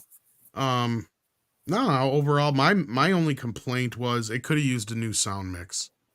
This sound mix, for some reason, is... I don't know if it had... It might have had... It was late enough in the 90s. It probably had a 5.1 mix, which this is based on. But they don't have a 2.0 mix. And this 5.1 mix sounds a bit muddled. And I'm not the only one who had mentioned that it could have used a sound upgrade. I mean, it's not bad, but it's like there's something about it that feels like, if you're going to go back, do a 4K, this one, as far as his movies go for sound, needs a Dolby Atmos upgrade. Yeah, especially with like all the music and everything. Exactly. Like, I think it would really, really help it fly. But as it is, it's okay. My only other complaint is they only carry over a select few of the special features from the original disc, which is only the newer stuff that was produced for the Blu-ray, which is kind of a bummer. Because I think this is also one of Tarantino did a commentary for, I think, only Reservoir Dogs, and that was it, which sucks. But I wish there would have been some new material on here for the bonus stuff, and at least they would have carried it, because the Blu-ray in here, they just slapped a new label on it. It even says Lionsgate when you fired it up. It's just like every other one they've re-released. New label. It even has Lionsgate fucking trailers and everything. It's the same fucking disc from 10, 15 years ago, whatever it was. Nobody will know it's not the same one.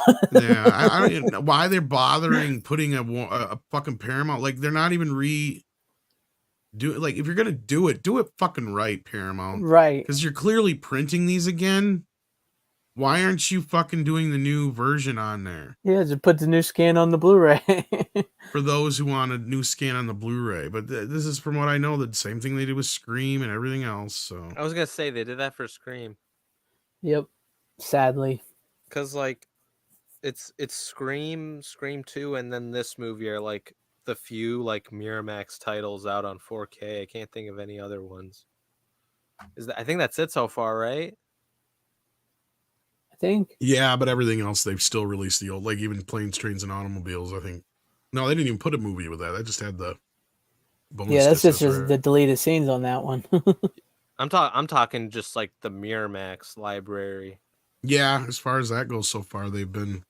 Well, they even did that with all other older films. They reprinted them in new covers and everything, but they're just still the old discs, the old Lionsgate discs. They didn't even. Yeah, I know. It's like, what the fuck? It's true. I mean, and some of them I can understand fine if you had old stock, but even then, why are you even bothering? Just maybe a new cover, I guess, but they would have to have reprinted these to actually get, this on the disc, because it has the Paramount. It looks just like the black, the other disc. Yeah, it's just like But the this blue is just the Paramount disc. same fucking thing on the disc itself as the Lionsgate disc. It's the same thing with Scream, like Runner was saying, and all that They just shit. repressed it and put the Paramount Blue logo thing on Yeah, it. they used all the same files, basically. Yeah. It's like, so why, if you're going to go to the trouble of reprinting more, don't you just do a new scan or put the new scan on there? Right. It makes no fucking sense. At least Paramount cutting cost.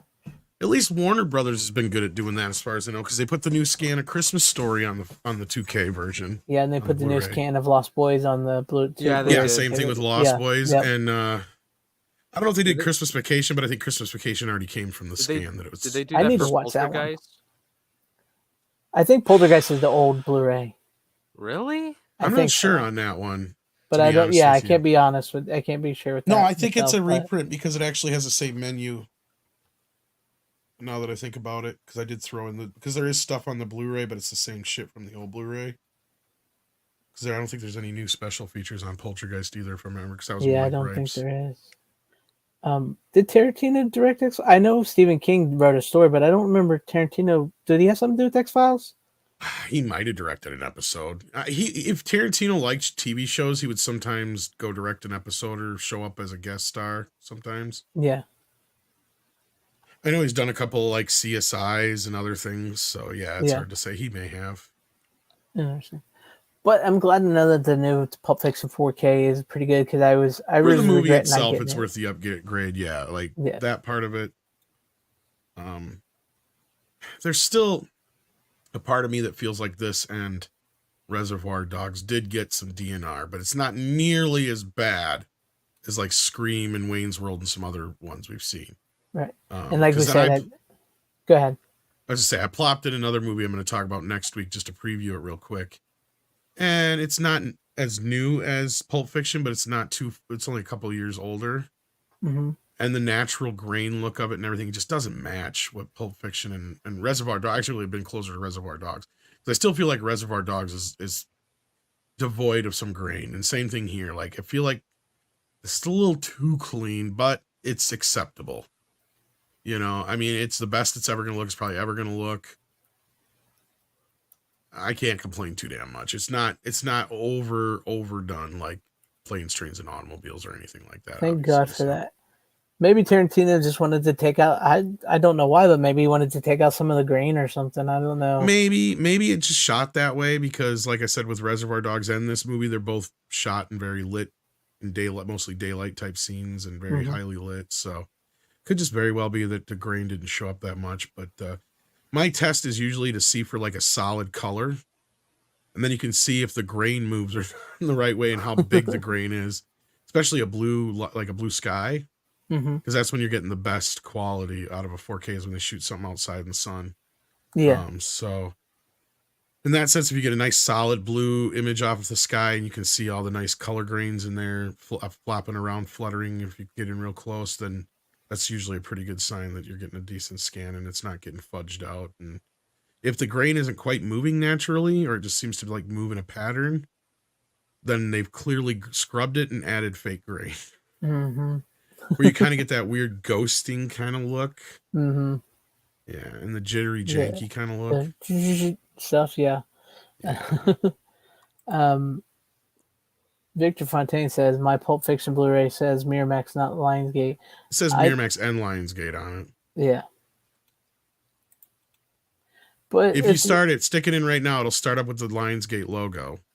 Then when you play the movie, it says it has Miramax. In fact, the other Blu-ray has the new Miramax logo on it. This 4K goes back to the old Miramax logo. Oh, there you go. The dun, dun, dun, dun, dun, bing, ba, bum, bum, with the music and the big M. See, the Blu-ray added when they did the Lionsgate, when Lionsgate bought up Miramax's movies, they put the new Miramax one that has the city. Yeah. Mm-hmm. Mm-hmm. And it's not even in the right aspect ratio. Typical Lionsgate. Miramax is not really a company anymore, no. No. They technically are, for various but they're reasons. more or less like an IP holder of like Halloween and I think a couple other things as far as that goes, but they're owned by Paramount now, so they're pretty much Paramount. Yeah. They were owned by Lionsgate, but Dimension and Miramax were, but no, because I remember was it when I watched what was it, Halloween Ends, which is a shit movie, by the way. Very. In like probably the one of the worst intros, movies like, I've seen in a long time. Yeah, I know. Next to there's like no, 5 different companies attached to Halloween, dude. No, yeah, no, Miramax so is just many. one of no, them. I know, but like, no, but that's not the point. The point is like the intro. You know how it has the Miramax intro to it, but like at for that movie only, it says a Paramount company or something like that. Like it didn't. Oh say yeah, that. now they have to say that now. Yeah. Yeah, I know. It didn't say that in the last two. Oh, movies. see, yeah, I didn't know that's where you're going. Sorry, Runner. But yeah, no. Like that's the funny thing about Halloween, though, is it's like yeah, so many people behind it. I know. Just wait till the Akkad family moves on. I was kind of upset that they didn't use the Dimension logo for the Halloween movies. That would have been nice. That would have been. It wouldn't help save the last one, but it would have been. No, nice. But it would have been a little nostalgic. Yeah, that would have been really cool. Because I don't even think they're using the Dimension logo for the the new Scream movie. Didn't they use? I think they used the Miramax Paramount logo. Yeah. No, I think these. Oh yeah, they do use Paramount. Yeah, no, they didn't. I don't even know if they have a Miramax logo on it at all. Yeah. No, they had a Dimension. Did they? Yeah, it was Dimension Film. And there's like I'm looking right now. Oh, not for the new. Yeah. No. I'm talking about the brand new one. I think it only. No, it's Paramount for the new one. It's Paramount and Spyglass. Is it Spyglass? Okay, yeah. Yeah. Technically, yeah, I think the Paramount does own The Crow, and we probably won't get a new release of that till the remake comes out. So, which is done filming, I guess. Yeah, it's all filmed. They managed to film it without anybody dying. Paramount released The Crow on Blu-ray. You sound like Drax now. Sad. What do you mean it's sad? Nobody died this time. Well, at least one person could have died. One stupid person. A stupid man nobody cares about. Just one stupid person. Did you see the holiday special? Oh no, I have not. Oh my god! Yeah, I've heard that's when I stole that from her. He's like, "We're gonna kill them all." He's like, "We're not." Or no, that was from the. Oh, never mind. You're right. That was from the new trailer. My bad. It's actually surprised me. But he had a similar joke. They had a similar joke in the Christmas Tale. He's like, yeah. "Oh, really?" So he's like, "Oh my god, that story was so sad." He's like, "Yeah, I hate stories where nobody dies."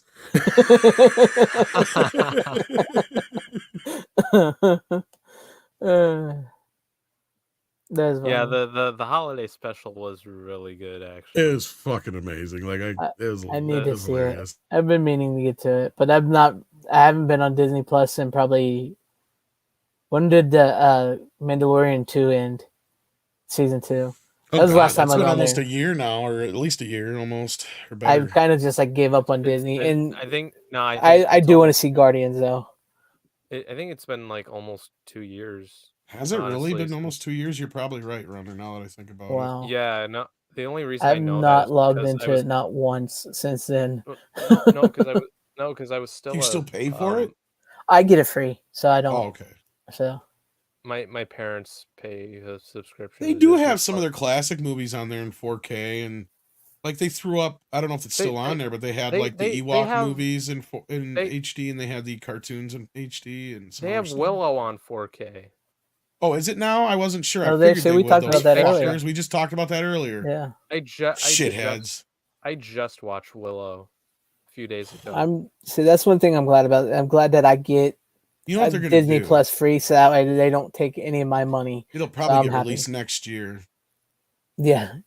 Dirty bastards. Like they did with, See, because they've done that with all their movies. They throw a few 4K ones up on Disney Plus, and then like usually out of that batch, 2 or 3 of them get released, but 1 or 2 of them doesn't. So I think they gauge by how much they get watched. Because when they did their first batch, it was like Roger Rabbit and Hocus Pocus 2 got 4Ks.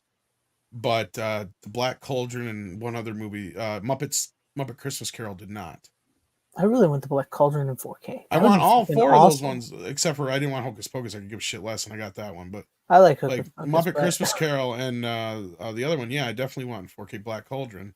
I want 4K Black Cauldron. I'm interested on that 4K. I know you don't like it, but I am interested on the 4K Hocus Pocus because I watched the Blu-ray, and I didn't like the movie. It's pretty damn. I liked it when I was a kid. 4K. The Blu-ray looks nice. Yeah, so. But I didn't care for the movie. If I saw it as a kid. That sucks because I even like some of the people that are involved with the making of it and shit. It's just Mick Garris. Yeah, and all that shit. And it was written by Mick Garris. He wrote it too? I thought it was written by no, he wrote the first one. I thought also the guy who wrote Chucky did too.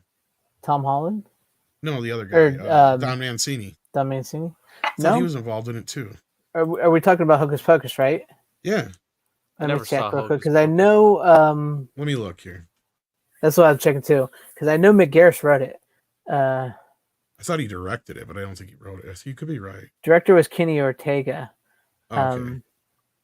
Writer's David Kirshner. That's who I was thinking about. David Mick Kirshner. Garris. Okay, David Kirshner's the other guy. There you go. He was a producer of Chucky. Yeah. I mean, I like the movie. I saw it as a kid. Of? Yeah, David Kirshner is part of Chucky. Yeah. That's where I got it confused. I'm sorry. Yeah. What's up, but Gilbert? No, and then they did another batch here a while back. It was what were they again? Because I just bought one of them too again. Because I do buy them on Vudu in case they take them down if I really want them. What the hell was it? Yeah.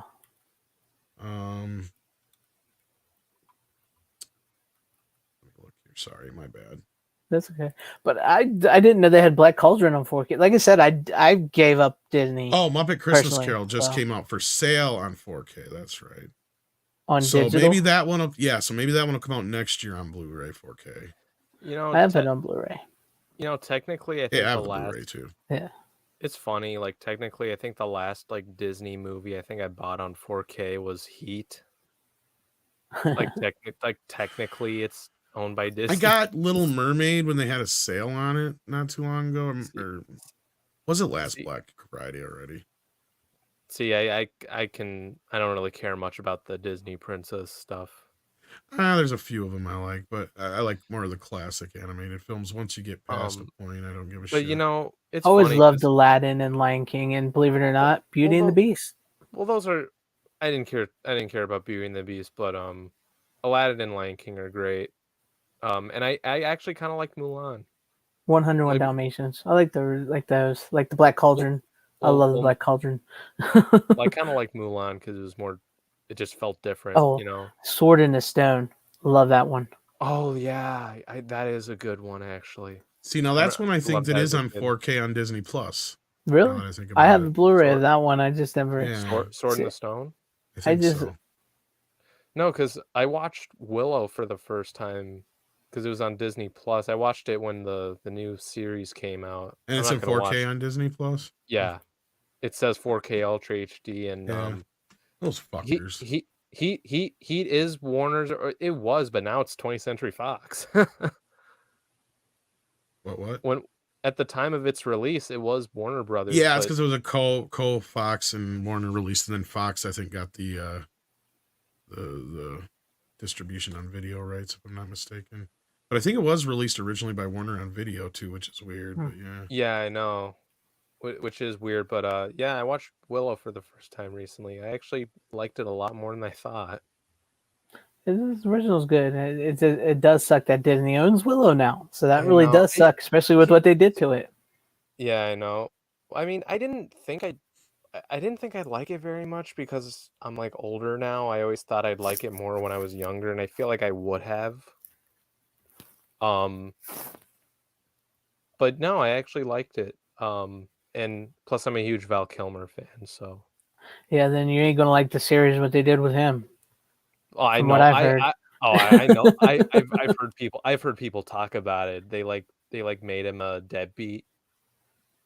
Yeah. For no good real reason. It's really weird. I only Yeah, watched a few minutes of it, but from what I heard more beyond that, I'm just like, fuck that. Yeah. Puss out. That's one of the reasons why I gave up on Disney. yeah, well, here's the thing. Like, as a Val Kilmer fan, it's like, fuck you. You know, like, like, like you could have done like look at Top Gun Maverick. Like the way they sort of let him, you know, have that like 5 minute scene with Maverick and all that talking and Let's all be real that. here. Like that The was Willow great. sequel should have been done years ago when Val Kilmer could still do it, Yeah. and it didn't need a sequel or TV series. It didn't. Well, So not especially not now. No. no. Um, But if we've gone for almost 3 hours here, any final words on Pulp Fiction before we close it down? No, other than I can't recommend the movie highly enough. The 4K at least does the movie itself justice. I don't know about, could have used some more new special features and some classic shit on it, but whatever. I mean, at least we got it. I would love a audio commentary with Tarantino. Yeah, and just some other Pulp stuff. Fiction. You know, I'm sure there may be even some more scenes that got cut out or some other EPK stuff from the time maybe or something else, you know, just some other stuff. A new documentary would have been nice. A new retrospective documentary would have been nice. I just want more Tarantino on 4K that's actually good. Yeah, You know, we're getting there. I mean, Yeah. like, aren't we hitting a anniversary pretty soon with Kill Jackie Bill? Brown's supposedly coming Well, I down know, the but pipe Jackie on Brown and Kill 4K. Bill are supposed to be out next year, And, yeah. Kill Bill. So Well, I know. Was it I think isn't it supposed to be like the 20th anniversary next? I think 2003 would be Kill Bill's anniversary, if I'm not mistaken. Yeah, it would. So I can see them releasing a 4K. I hope it's a double feature with the I mean, volume. Jackie whole Brown bloody came out in affair, 97, but supposedly, but we'll see. yeah, we'll see. I mean, Jackie Brown would be cool on 4K as I'd well. like a 4K release of the full version of Hateful Eight, too. Yeah, Yeah, that'd be nice. yeah, that'd be great. I think that one's owned by Lionsgate, though, right? Weinstein and Lionsgate, and Django Unchained is owned by Columbia and Weinstein. Yeah, I think you're right. Because I would love for Sony to do a 4K release for that. I think that'd be great. Actually, I think Columbia might be involved with Hateful Eight, too. I don't know if Lionsgate is. Columbia might be involved with because I looked at my Blu-ray disc of the Hateful Eight. It's the Weinstein Company and Lionsgate. And I looked at my steelbook for Django, and it says Columbia Pictures and Weinstein Company. Or maybe it's Django that I'm thinking of. Because Inglourious one of those Bastards is two. Inglourious Bastards is Universal that's and the Universal. Weinstein Company. You might be right. I might be thinking of the wrong order. Like, because I just watched them both last week. So. Because I'm pretty sure Inglourious Bastards is also the Weinstein Company along with. Well, because I'm trying to remember, one of them had the Columbia logo in the beginning, so it might have been Django. Interesting. Yeah, Columbia is Django for sure. Okay. Yeah, because this just says Weinstein for distribution on Hateful Eight.